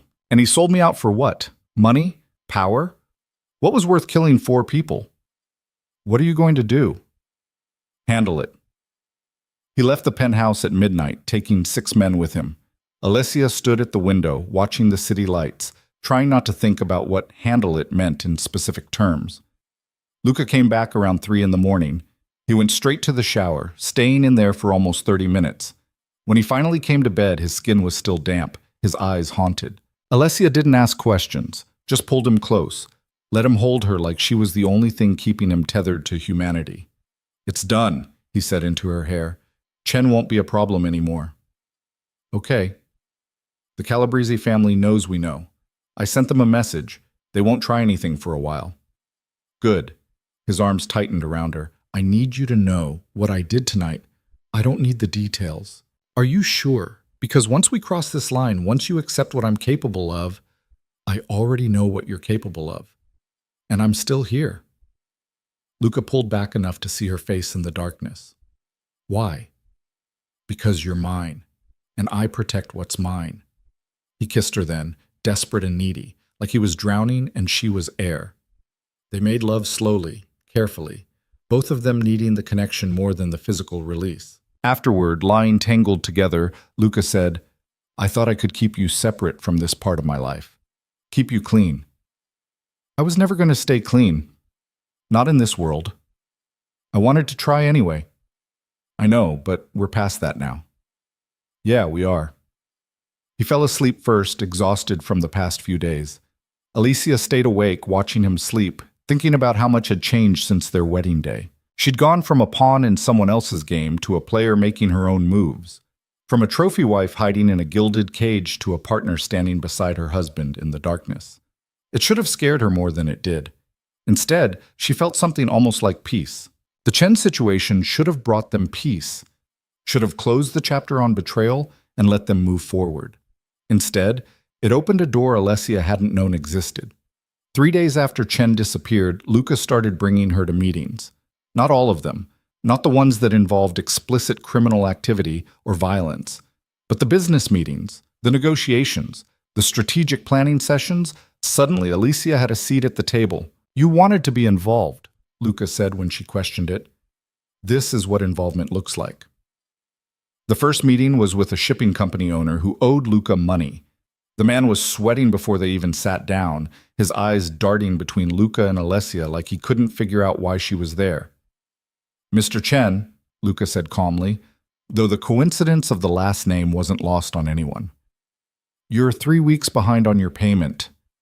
"I know, Mr. Devereaux. I've had some cash flow problems. That's not my concern. We had an agreement. I just need another month. Maybe 2. Then I can—" Luca leaned back in his chair, casual as anything. "What do you think?" he asked, turning to Alessia. She blinked. "What do I think? Should we give Mr. Chen an extension?" Every eye in the room was on her now. The shipping owner looked confused and hopeful. Marcus, standing by the door, kept his expression neutral. Luca's other 2 associates watched her with interest. This was a test. Alessia understood that immediately. Luca was seeing if she could handle this, if she understood the dynamics at play. She studied the shipping owner. Middle-aged, decent suit but not expensive. Wedding ring. The faint smell of cigarette smoke clinging to his clothes, stress smoking, probably recent. "How much does he owe?" she asked Luca. 75,000. She turned to the owner. "You have a family, Mr. Chen?" "Yes. Wife and 2 kids. College age?" "My daughter just started at DePaul." "Tuition. That's where the money went." Alessia could see it in the way his shoulders sagged when he mentioned his daughter. "Give him 6 weeks, she said to Luca. "Not 2 months, 6 weeks. That's enough time to restructure, but not enough to get comfortable." Luca's mouth twitched, almost a smile. "And if he doesn't pay in 6 weeks?" "Then we revisit the conversation with different terms." The shipping owner looked like he might cry with relief. "Thank you, Mrs. Devereaux. I won't forget this." After he left, Luca's associate, a man named Vincent, let out a low whistle. "She's got good instincts, boss." "I know," Luca said, still watching Alessia with that inscrutable expression. In the car on the way home, she finally asked, "What was that about?" "What was what about?" "Putting me on the spot like that, testing me." "I wasn't testing you." "Luca," he sighed. "Fine. I was testing you. I wanted to see how you'd handle it, whether you'd freeze up or make a decision. And? You did well, better than well. You read the situation, made a strategic call that was firm but not cruel. Vincent's right. You have good instincts." Alessia looked out the window at the passing city. "I just figured he was desperate, not malicious. Desperate people will pay if you give them a path. Malicious people won't pay regardless." "Exactly. So what now? I'm your business partner? Would you want to be?" The question surprised her. "I don't know. Maybe. It's not what I imagined doing with my life." "What did you imagine?" "Teaching, helping people, making a difference in small, tangible ways." Luca was quiet for a moment. "You could still do that, just in a different context." "How?" "The families I work with, they have communities. People who depend on them for jobs, protection, stability. Someone needs to make sure those people aren't being exploited, that the businesses stay legitimate where they can, that the money gets invested back into the neighborhoods instead of just extracted." Alessia turned to look at him. "You're offering me a job?" "I'm offering you a purpose, if you want it." She thought about it. It wasn't teaching literacy or helping people get their GED, but it was still helping people, just in a messier, more complicated way. "I want it," she said. Luca reached over, took her hand. "Then it's yours." The transition wasn't smooth. Some of Luca's people resented having the boss's wife suddenly involved in operations. Others didn't take her seriously. A few made the mistake of being openly dismissive. Vincent pulled one guy aside after a particularly condescending comment during a meeting. "Let me give you some advice," Vincent said, loud enough for everyone to hear. "Mrs. Devereaux isn't just the boss's wife. She's got his ear, his trust, and increasingly, his authority. You disrespect her, you disrespect him. Think carefully about whether that's a fight you want." The message got through. Slowly, grudgingly, people started treating Alessia like she belonged there. She started small, reviewing accounts, asking questions, learning the structures and systems that kept Luca's empire running. She found inefficiencies, suggested improvements, started flagging businesses that were bleeding money or treating employees poorly. Luca listened to every suggestion, implemented most of them. "You're good at this," he said one night, reviewing a proposal she'd written about restructuring their restaurant holdings. "It's not that different from nonprofit work, honestly, just with higher stakes and more morally questionable funding sources." He laughed, actually laughed, when you put it that way. But success brought new problems. The more visible Alessia became in Luca's organization, the more she became a target. Not just for kidnapping attempts, but for people trying to manipulate her, use her, turn her against Luca. It came to a head during a negotiation with a real estate developer named Richard Breslin. He wanted to buy a property Luca owned in the Loop. The price was fair, the terms reasonable. Alessia saw no reason not to sell. "I don't trust him," Luca said when she brought it up. "Why not? Everything checks out. Breslin's connected to the Moretti family. If we sell to him, we're essentially giving the Morettis a foothold in territory we've controlled for years. He swears the purchase is personal, not business." They always do. Alessia studied the contract again, looking for red flags. What if we include restrictions? Limit what he can do with the property? He won't agree to that. Then we'll know you're right about his real motives. Luca considered it. Fine, draw up the restrictions. Let's see what he does. Breslin rejected the restricted terms immediately, exactly as Luca predicted. But instead of walking away, he went to Alessia directly, catching her after a meeting. "Mrs. Devereaux, do you have a minute?" Alessia glanced at Marcus, who'd moved closer automatically. "Make it quick." "The restrictions your husband wants, they're unreasonable. This is a legitimate purchase, not a power play." "Then you shouldn't have a problem with the restrictions." "They limit my ability to develop the property. I'd be taking a loss." "That's unfortunate. But the terms stand." Breslin's friendly expression slipped slightly. "I'm willing to sweeten the deal. An additional $200,000, but I need you to convince your husband to remove the restrictions." And there it was, the manipulation attempt. Breslin thought he could go through Alessia to get what he wanted, that she'd pressure Luca if the price was right. "The answer's no," she said flatly. "Mrs. Devereaux, please be reasonable. I am being reasonable. You're the one trying to manipulate me into undermining my husband. We're done here." She walked away, Marcus falling into step beside her. Behind them, she heard Breslin curse under his breath. When she told Luca about it later, his face darkened. "He approached you directly?" "Tried to bribe me, basically. Offered extra money to convince you to change the terms." "That son of a—" Luca cut himself off. "I'm handling this." "How?" "Breslin's done. I'm blacklisting him. No one in the organization does business with him or anyone connected to him. Isn't that extreme? He tried to use my wife against me. That's not extreme, that's necessary." Alessia understood the logic, even if part of her thought it was overkill. In Luca's world, you couldn't show weakness. Couldn't let people think they could manipulate you through the people you loved. But it also meant every interaction she had carried weight. Every decision she made reflected on Luca. There was no room for mistakes. The pressure was starting to wear on her when everything exploded. It started with a phone call at 2 a.m. Luca's phone lit up the dark bedroom, vibrating insistently. He grabbed it, instantly alert. "What?" A pause. "When?" Another pause. "I'm on my way." He was out of bed before Alessia could fully wake up, pulling on clothes. "What's wrong?" she asked, sitting up. "The warehouse on Ashland. Someone hit it. 3 men down. Product gone." "I thought we handled the mole situation." "We did. This is something else."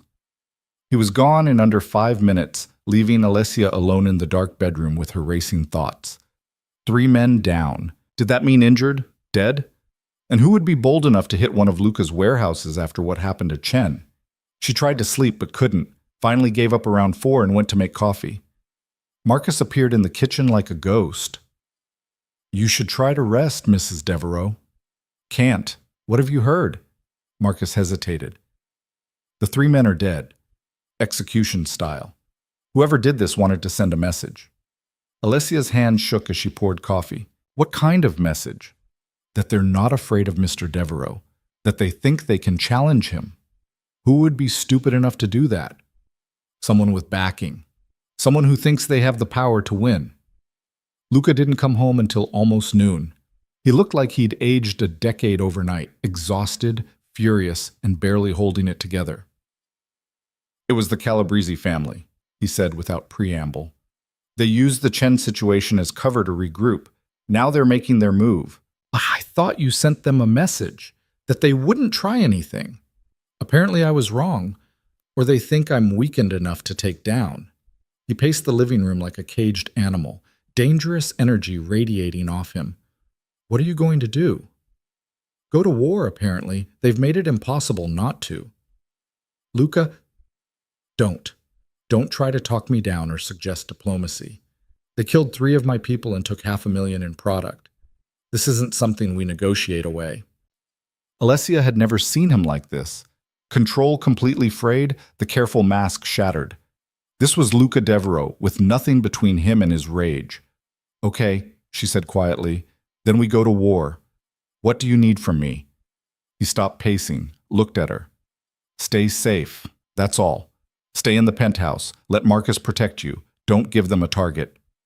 I can do more than hide. Alessia, I mean it. You said I have good instincts. Put me to work. Let me help. Luca crossed to her, grabbed her shoulders. If something happened to you because I let you get involved in this, nothing's going to happen to me. We're doing this together, remember? All of it. He looked at her for a long moment, something shifting in his expression. Fear, maybe, or resignation. Fine, but you follow my lead. No improvising. Agreed. The war with the Calabrese family wasn't like the movies. There weren't dramatic shootouts in the street or car chases through downtown. It was quieter, more strategic, hitting each other's businesses, turning allies against each other, bleeding resources until someone broke. Alessia found herself in the command center of it all, Luca's office, which had become a war room filled with maps, files, and constant phone calls. She handled communications, coordinated logistics, managed the information flow. She was good at it, better than she expected. The shipment to Detroit needs to be rerouted, she told Vincent during one session. The Calabrese family has contacts at the border checkpoint. They'll seize it. How do you know that? I've been tracking their movements. They've hit 3 shipments in the past week, all at that checkpoint. The pattern's obvious. Vincent looked at Luca. She's right. We should reroute. Do it, Luca said. They saved the shipment, avoided losing another $1 million in product. Small victories, but they added up. The Calabrese family adapted, started hitting softer targets, restaurants, legitimate businesses, places where Luca couldn't retaliate without collateral damage. They're trying to draw you out, Alessia said, studying the pattern of attacks. Make you do something reckless. I know. So we don't take the bait. Easier said than done. Every day I don't retaliate, I look weak. You look strategic. There's a difference. Luca rubbed his face, exhausted. They'd been at this for 2 weeks straight. Neither of them was sleeping enough. What would you do? He asked. Go after their money. Not their people or their property. Their actual financial assets, the stuff they can't easily replace. That's a long game. Could take months. Better than a bloodbath in the street. He considered it. We'd need inside information, access to their accounts.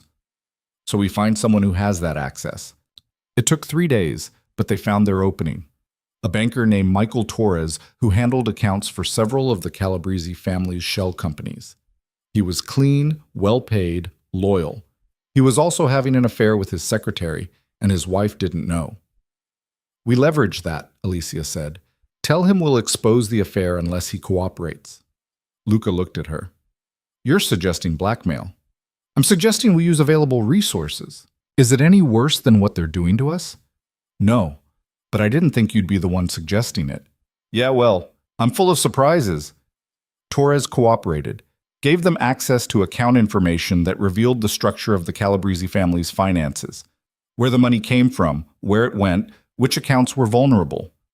Luca used the information to freeze assets, redirect payments, create chaos in their financial infrastructure. It was bloodless warfare, but effective. The Calabrese family retaliated by targeting Alessia directly. She was leaving a meeting at one of Luca's restaurants when it happened. Marcus was with her, plus 2 other security guys. They made it to the car without incident. Then the shooting started. Alessia hit the ground before her brain fully processed what was happening. Marcus was on top of her, shielding her with his body. Glass shattered. Someone was screaming. The world compressed into noise and terror, and the weight of Marcus pressing her into the pavement. It lasted maybe 30 seconds. Felt like hours. When it stopped, Marcus hauled her up and into the car. One of the other security guys was bleeding from his shoulder. The car's back window was completely gone. "Drive," Marcus barked at the driver. "Now!" They made it back to the penthouse in record time. Alessia's ears were ringing, her hands shaking so badly she could barely get her seatbelt off. Luca met them in the lobby, his face white. He pulled Alessia out of the car, hands running over her, checking for injuries. "I'm fine," she said. "Marcus did his job. Are you sure you're not hurt?" "I'm sure." Luca pulled her against his chest, holding her so tight she could barely breathe. She felt him shaking. "This is my fault," he said into her hair. "I should never have let you get involved. Should have kept you separate from all of this." "Luca, they could have killed you, right there in the street. And it would have been because I was too selfish to protect you properly." Alessia pulled back enough to see his face. "Stop it. This isn't your fault. And I chose to be involved. You didn't force me." "I should have said no. Then I would have done it anyway. You know I would have." He cupped her face in his hands, and she saw the fear in his eyes. Raw, unfiltered terror. "I can't lose you," he said. "Do you understand that?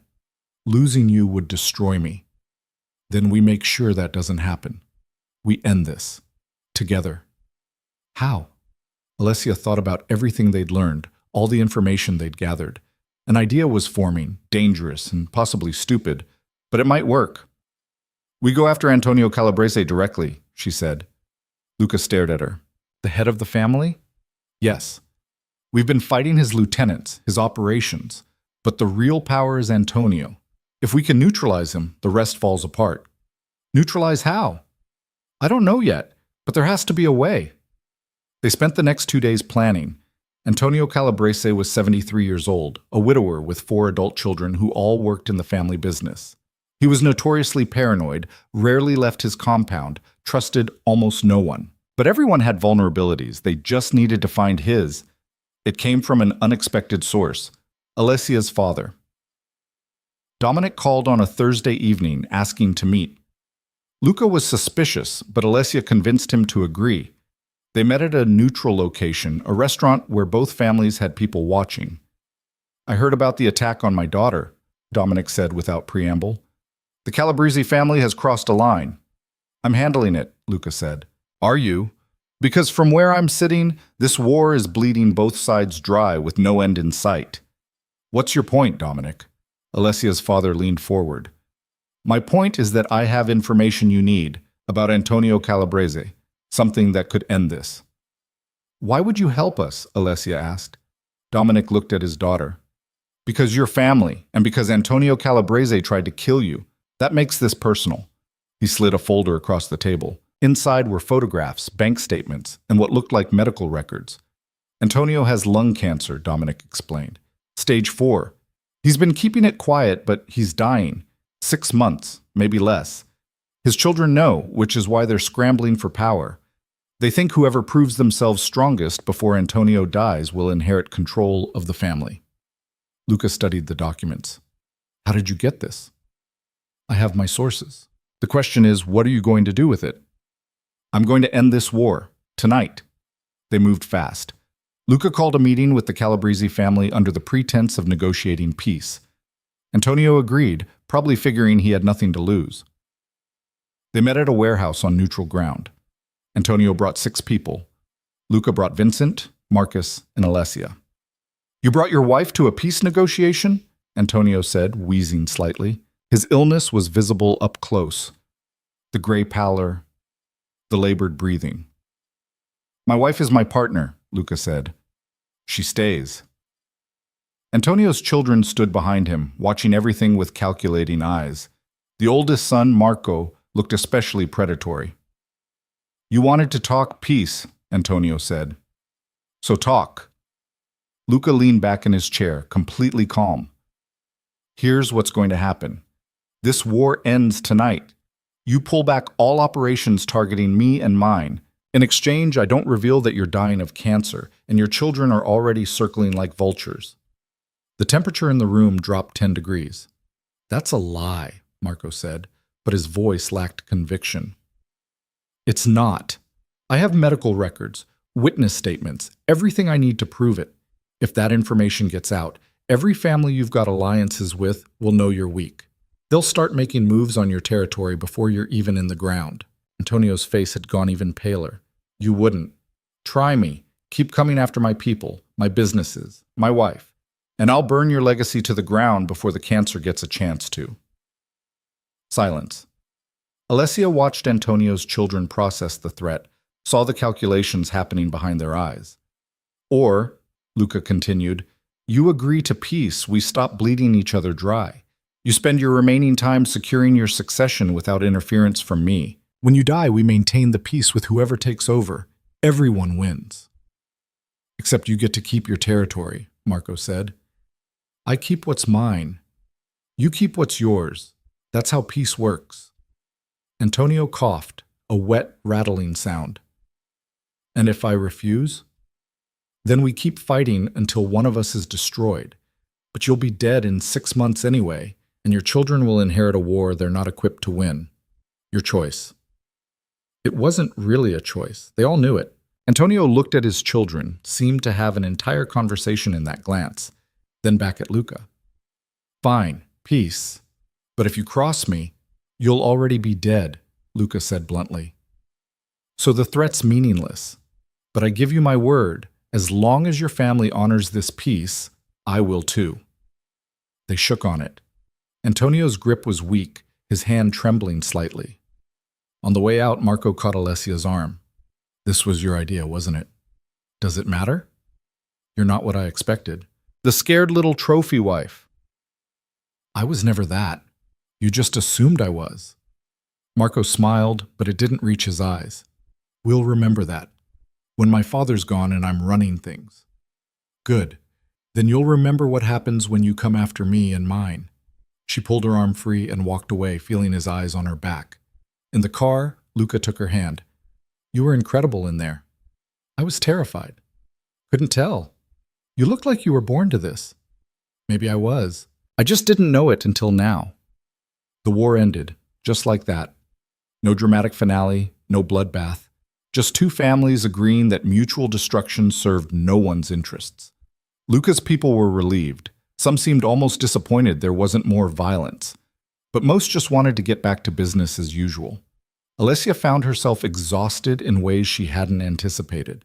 The adrenaline that had kept her going through the war drained away, leaving her hollowed out. Is it always like this? She asked Luca one night, lying in bed unable to sleep. Like what? This feeling, like you've crossed a line you can never uncross. Luca was quiet for a moment. Yeah, it's always like that. The first time you make a call that gets someone hurt or killed, even indirectly, it changes you. You can't go back to who you were before. Do you ever regret it? Every day. But I do it anyway because the alternative is worse. Alessia rolled over to face him. I don't regret it. I thought I would, but I don't.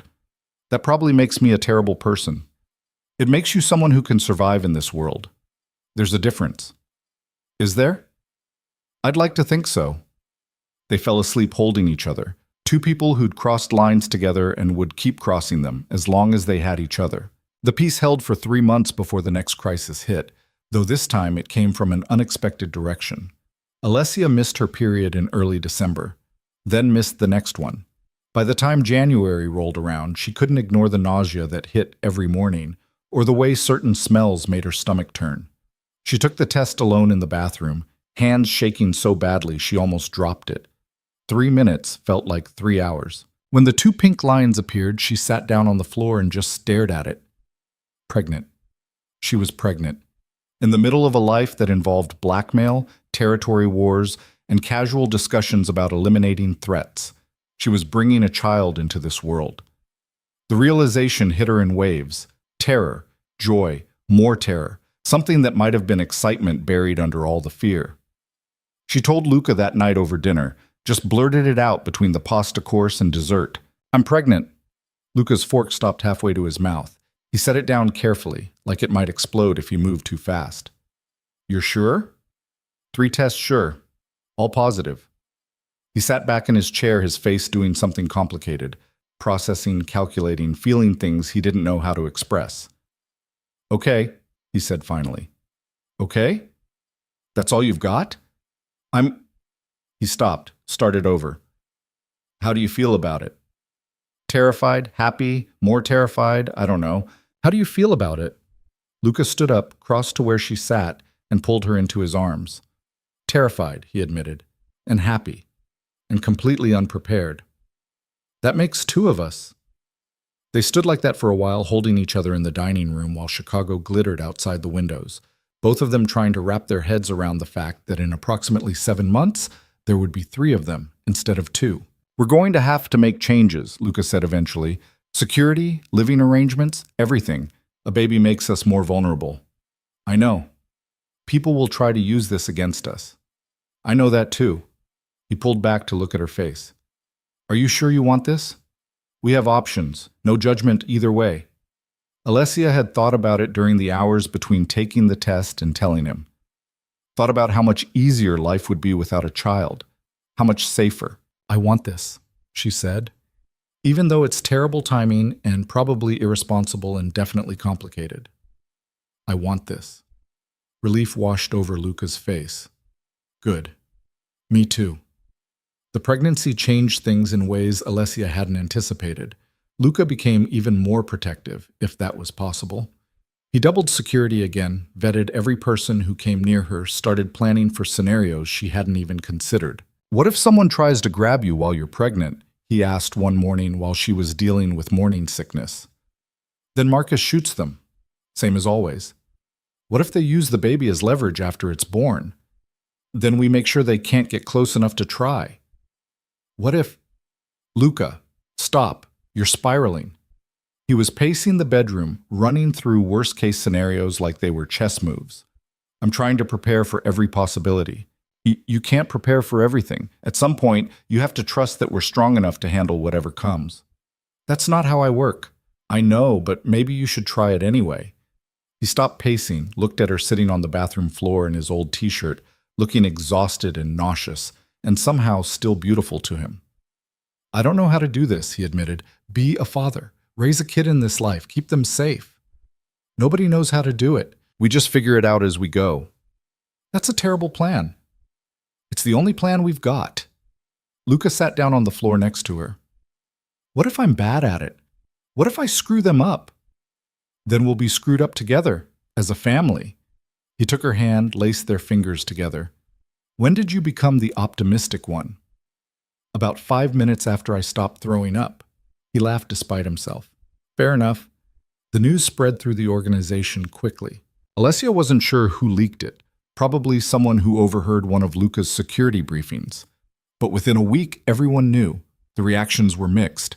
Some of Luca's people seemed genuinely happy for them. Others looked worried, probably calculating how a baby would affect operations. A few seemed to view it as weakness, a vulnerability that could be exploited. Vincent was the first to congratulate them directly. Boss, Mrs. Devereaux, heard the news. That's great. Thanks, Vincent, Alessia said. You need anything, extra security, different assignments, whatever. You let me know. I will. After he left, Luca turned to her. He's already thinking strategically, how to use this to our advantage. And that's bad? It's smart, but it also means everyone else is thinking the same thing, including our enemies. He wasn't wrong. The first threat came 2 weeks later, a message delivered to one of Luca's restaurants, written on plain paper with no signature. Congratulations on the baby. Hope nothing happens to it. Luca's reaction was immediate and volcanic. He had every camera in a 5-block radius pulled, every person who'd been in that restaurant identified and vetted, put a price on information about who sent the message. They found the courier in under 24 hours. He was 19 years old, worked at a bike messenger service, and crumbled the second Luca's people picked him up. Some guy paid me $100 to deliver an envelope. That's all I know, I swear. Describe him. The description matched one of Marco Calabrese's lieutenants. The piece wasn't holding as well as they'd hoped. Luca made a phone call. Had a conversation that Alessia only heard one side of, but it was enough. You gave your word. I don't care what your father would have done. This ends now or we're back to war, and this time I won't be diplomatic about it. Good. Keep it that way. He hung up, jaw tight with fury. Marco? Alessia asked. Testing boundaries, seeing how far he can push before I push back. What did you tell him? That if anyone connected to his family comes near you or our child, I'll dismantle everything his father built, piece by piece, and I'll make sure he watches. Think that'll work? Better work. I'm not bluffing. The threats stopped after that, at least the overt ones. But Alessia knew they were still out there, still calculating, still looking for opportunities. The pregnancy progressed. Morning sickness gave way to exhaustion, which eventually gave way to something resembling normalcy. Alessia started showing around month 4, her body changing in ways that felt both miraculous and invasive. Luca was fascinated by it, would put his hand on her stomach at night, feeling for movement. When the baby finally kicked for the first time, his face did something Alessia had never seen before, pure, unguarded joy. Did you feel that? He asked, his hand pressed to where the kick had been. Kind of hard to miss from my end. That's our kid in there, actually moving around. Yeah, it is. He kissed her stomach, gentle and reverent. Hey kid, your mom and I are completely unprepared for you, but we're going to try our best anyway.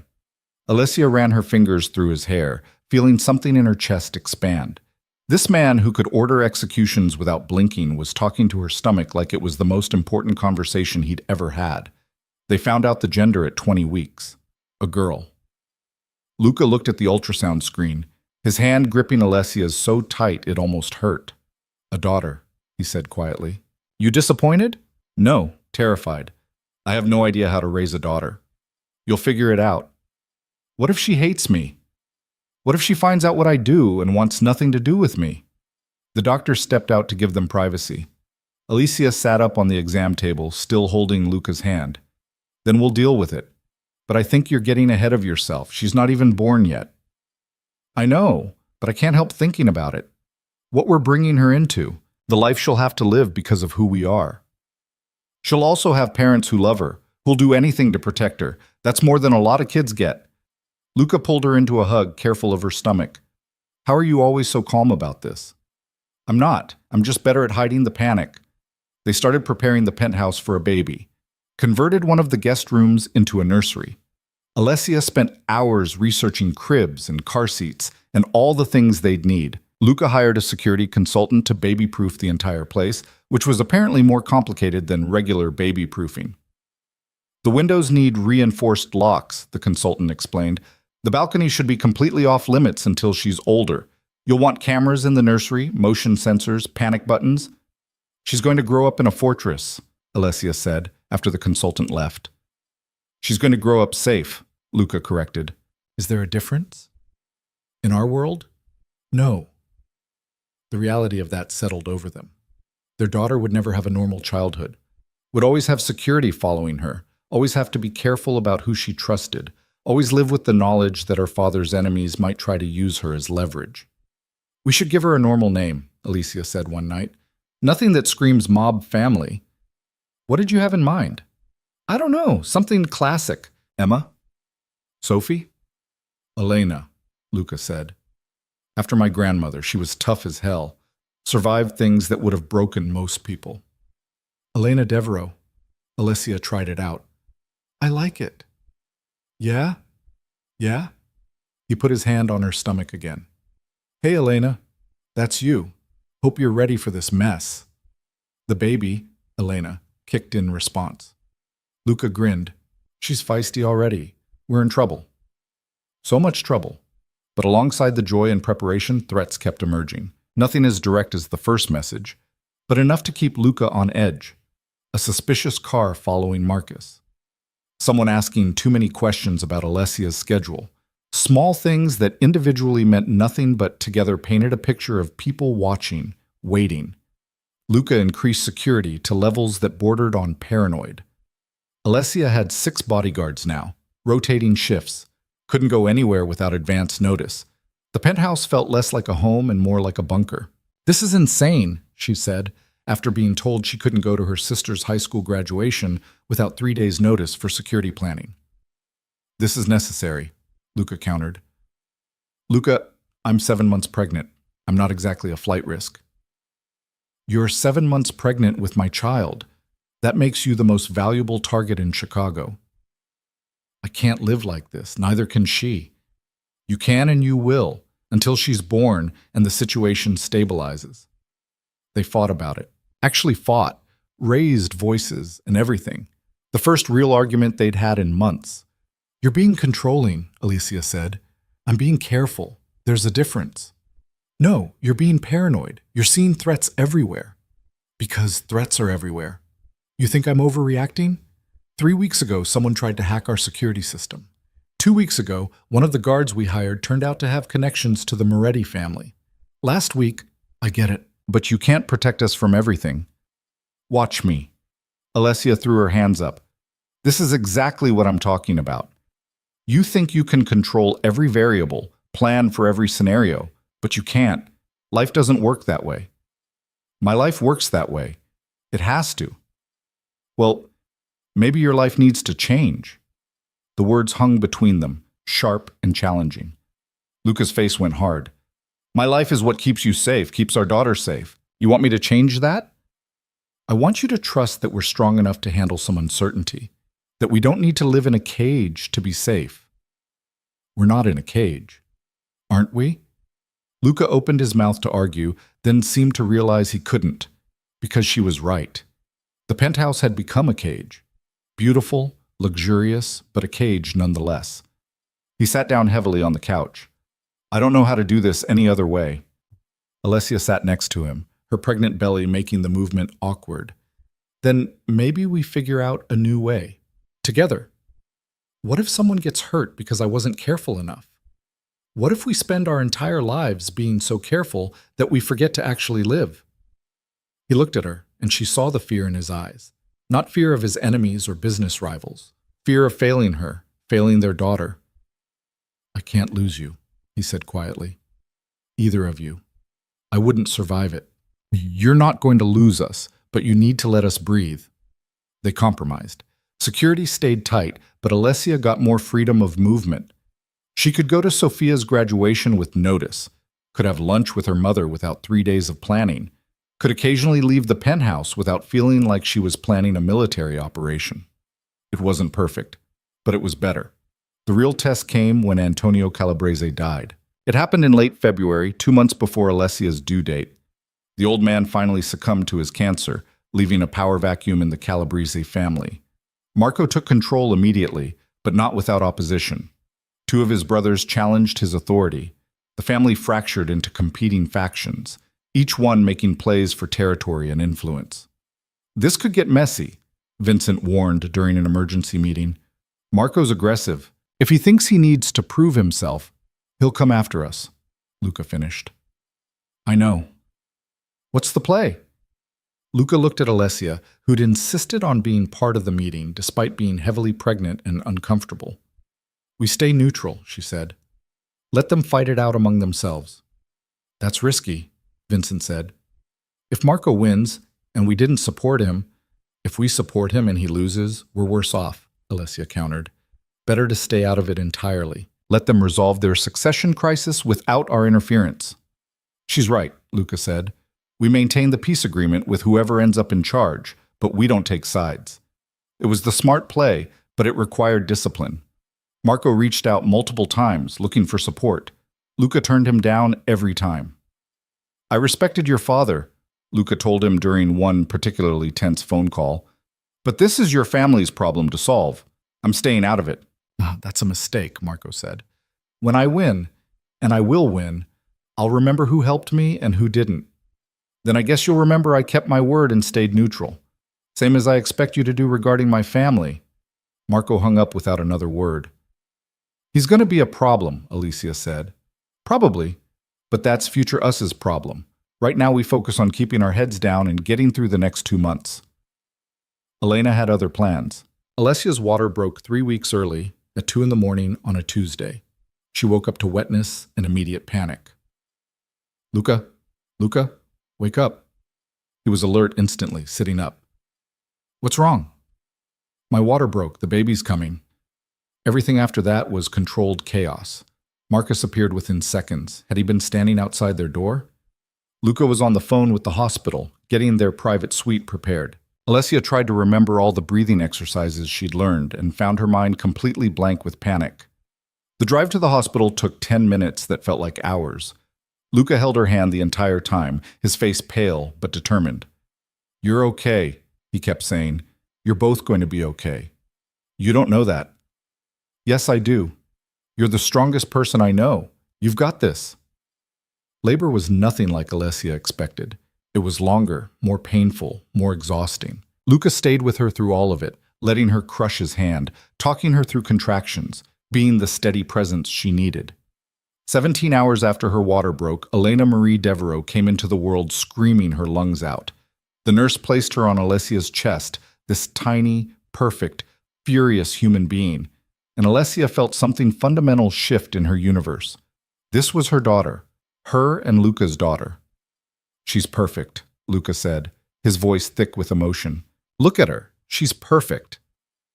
Elena had dark hair like both of them, tiny fingers that wrapped around Luca's thumb with surprising strength, and lungs that could wake the dead. "She's loud," Alessia said, exhausted but grinning. "Gets that from you." "Definitely gets that from you." They spent the next hour just staring at her, taking in every detail. Luca looked transformed, softer somehow, more human, like becoming a father had stripped away some of the armor he wore. "I'm terrified," he admitted, holding Elena carefully like she might break. "I have no idea what I'm doing." "Join the club. We'll figure it out." Security filled the hallway outside the private suite. Marcus had personally vetted every doctor and nurse who came near them. It was excessive and necessary, and exactly what Alessia had expected. Her family visited the next day. Carmela cried. Dominic looked at his granddaughter with surprising gentleness. Sophia held Elena like she was made of glass and declared herself the favorite aunt. "She looks like you," Carmela said to Alessia. "Same nose." "She has Luca's eyebrows." "She's perfect either way." They took Elena home 3 days later to a penthouse that had been security swept 6 times and baby-proofed to the point of absurdity. The nursery was ready, painted a soft gray with white furniture and everything they could possibly need. That first night home was terrifying. Elena cried every 2 hours. Alessia was exhausted. Luca was exhausted. Neither of them had any idea what they were doing. "Is she supposed to cry this much?" Luca asked at 3 a.m, holding Elena while Alessia tried to get some sleep. "I think so. The book said newborns cry a lot." "The books didn't mention it would be this loud." "She's got powerful lungs. That's good, right?" "If you say so," but they figured it out. Slowly, painfully, with a lot of mistakes and very little sleep. Alessia learned to feed her. Luca learned to change diapers, something he'd initially claimed he couldn't do until Alessia pointed out he ran a criminal empire and could definitely handle a diaper. The first time Elena smiled at them, really smiled, not just gas, Luca actually teared up. "She knows us," he said, sounding awed. "She recognized me." "Of course she knows you. You're her dad." "Her dad?" He said it like he was testing out the word, seeing how it fit. "I'm someone's dad." "You're doing great at it." "I held a negotiation today while she was sleeping in my office. Vincent said it was unprofessional." "What did you tell him?" "That she's the boss's daughter and she can sleep wherever she wants." Alessia laughed despite her exhaustion. "We're really doing this, actually raising a kid in this life." "Yeah, we are." The threats came, as expected. Not immediately, but within the first month. People testing boundaries, seeing if a new baby made Luca weak or vulnerable. They learned quickly that it didn't make him weak. It made him more dangerous. Someone made the mistake of mentioning Elena in a threatening context during a business meeting. Luca's response was immediate and brutal. The man was out of the city by nightfall, and word spread that the boss's daughter was completely off limits. Marco Calabrese tried once, sent a gift to the penthouse that security intercepted. It was innocent enough, a stuffed animal. But the message was clear: I can reach your daughter. Luca's response was to have Marco's favorite nightclub shut down for code violations, then his restaurant, then his legitimate businesses, one by one, until Marco called begging for peace. "Touch my family again and there won't be anything left to inherit from your father," Luca told him. "Are we clear?" They were clear. Life settled into a new normal. Alessia and Luca learned to function on minimal sleep. Elena grew from a screaming potato into a baby with personality, stubborn, loud, and absolutely fearless. When she started crawling, the security team had to adjust their protocols to account for a mobile target. "She just tried to crawl toward the balcony," Marcus reported one afternoon. "I redirected her." "Great. My daughter is already an escape artist," Alessia said. "Takes after her mother." 6 months after Elena was born, Alessia and Luca stood on the balcony one evening after putting her to bed. The city spread out below them, alive with lights and movement. "Remember when we got married?" Alessia said. "How much we hated each other." "I never hated you. You called me a pawn. And immediately regretted it. Does that count?" She leaned against him, his arm around her waist. "Look at us now. Married, parents, running a criminal empire together. Not exactly what either of us planned." "No, but I wouldn't change it." Luca turned her to face him. "Even knowing what you know now, what this life costs? Even then, because I have you and Elena and something worth fighting for. You could have had a normal life, a safe life. Safe is overrated, and normal is boring." He kissed her, slow and deep, the kind of kiss that still made her heart race even after everything they'd been through. "I love you," he said when they broke apart. "I don't say it enough, but I do." "I know. I love you too." "Even though I'm controlling and paranoid and terrible at expressing emotions?" "Especially because of that." They went back inside to the penthouse that had transformed from a cage into a home. Elena was sleeping peacefully in her nursery, surrounded by security measures and love in equal proportion. Alessia checked on her before going to bed, watching her daughter sleep. This tiny human who'd come into the world 3 weeks early and immediately taken over their entire lives. Luca appeared behind her, wrapping his arms around her waist. "She's going to be trouble," he said quietly. "Definitely. She's our kid. Think we can handle it?" "I think we don't have a choice." "That's not reassuring. It's honest." They stood there watching their daughter sleep, two people who'd started as strangers in an arranged marriage and become something neither of them had expected. Partners. Lovers. Parents. The life they'd built wasn't perfect. It was messy and dangerous and morally complicated. But it was theirs. They'd chosen it, fought for it, nearly died for it. And they'd do it all again in a heartbeat, because this imperfect, chaotic, beautiful life was worth every risk. Elena stirred in her sleep, making the small noises that meant she'd wake up soon wanting food. Alessia moved to get her, but Luca stopped her. "I've got it. You get some rest." "You sure?" "Yeah. You've been up with her the last 3 nights." He picked up Elena carefully, started the familiar routine of nighttime feeding. Alessia watched him for a moment. This man who could be ruthless and cold with his enemies, but was impossibly gentle with their daughter. She went to bed, but stayed awake long enough to hear Luca talking to Elena in the nursery, telling her about her grandfather, about the empire she'd inherit someday, about how she was going to change the world just by existing in it. Alessia smiled and finally let herself fall asleep, secure in the knowledge that whatever came next, they'd face it together. The marriage that had started with lies and resentment had become something real, something worth protecting, something that couldn't be broken by outside forces because they'd built it strong enough to withstand anything. They'd conquered their world, not by escaping it or transcending it, but by claiming their place in it, together, as equals, as partners, as a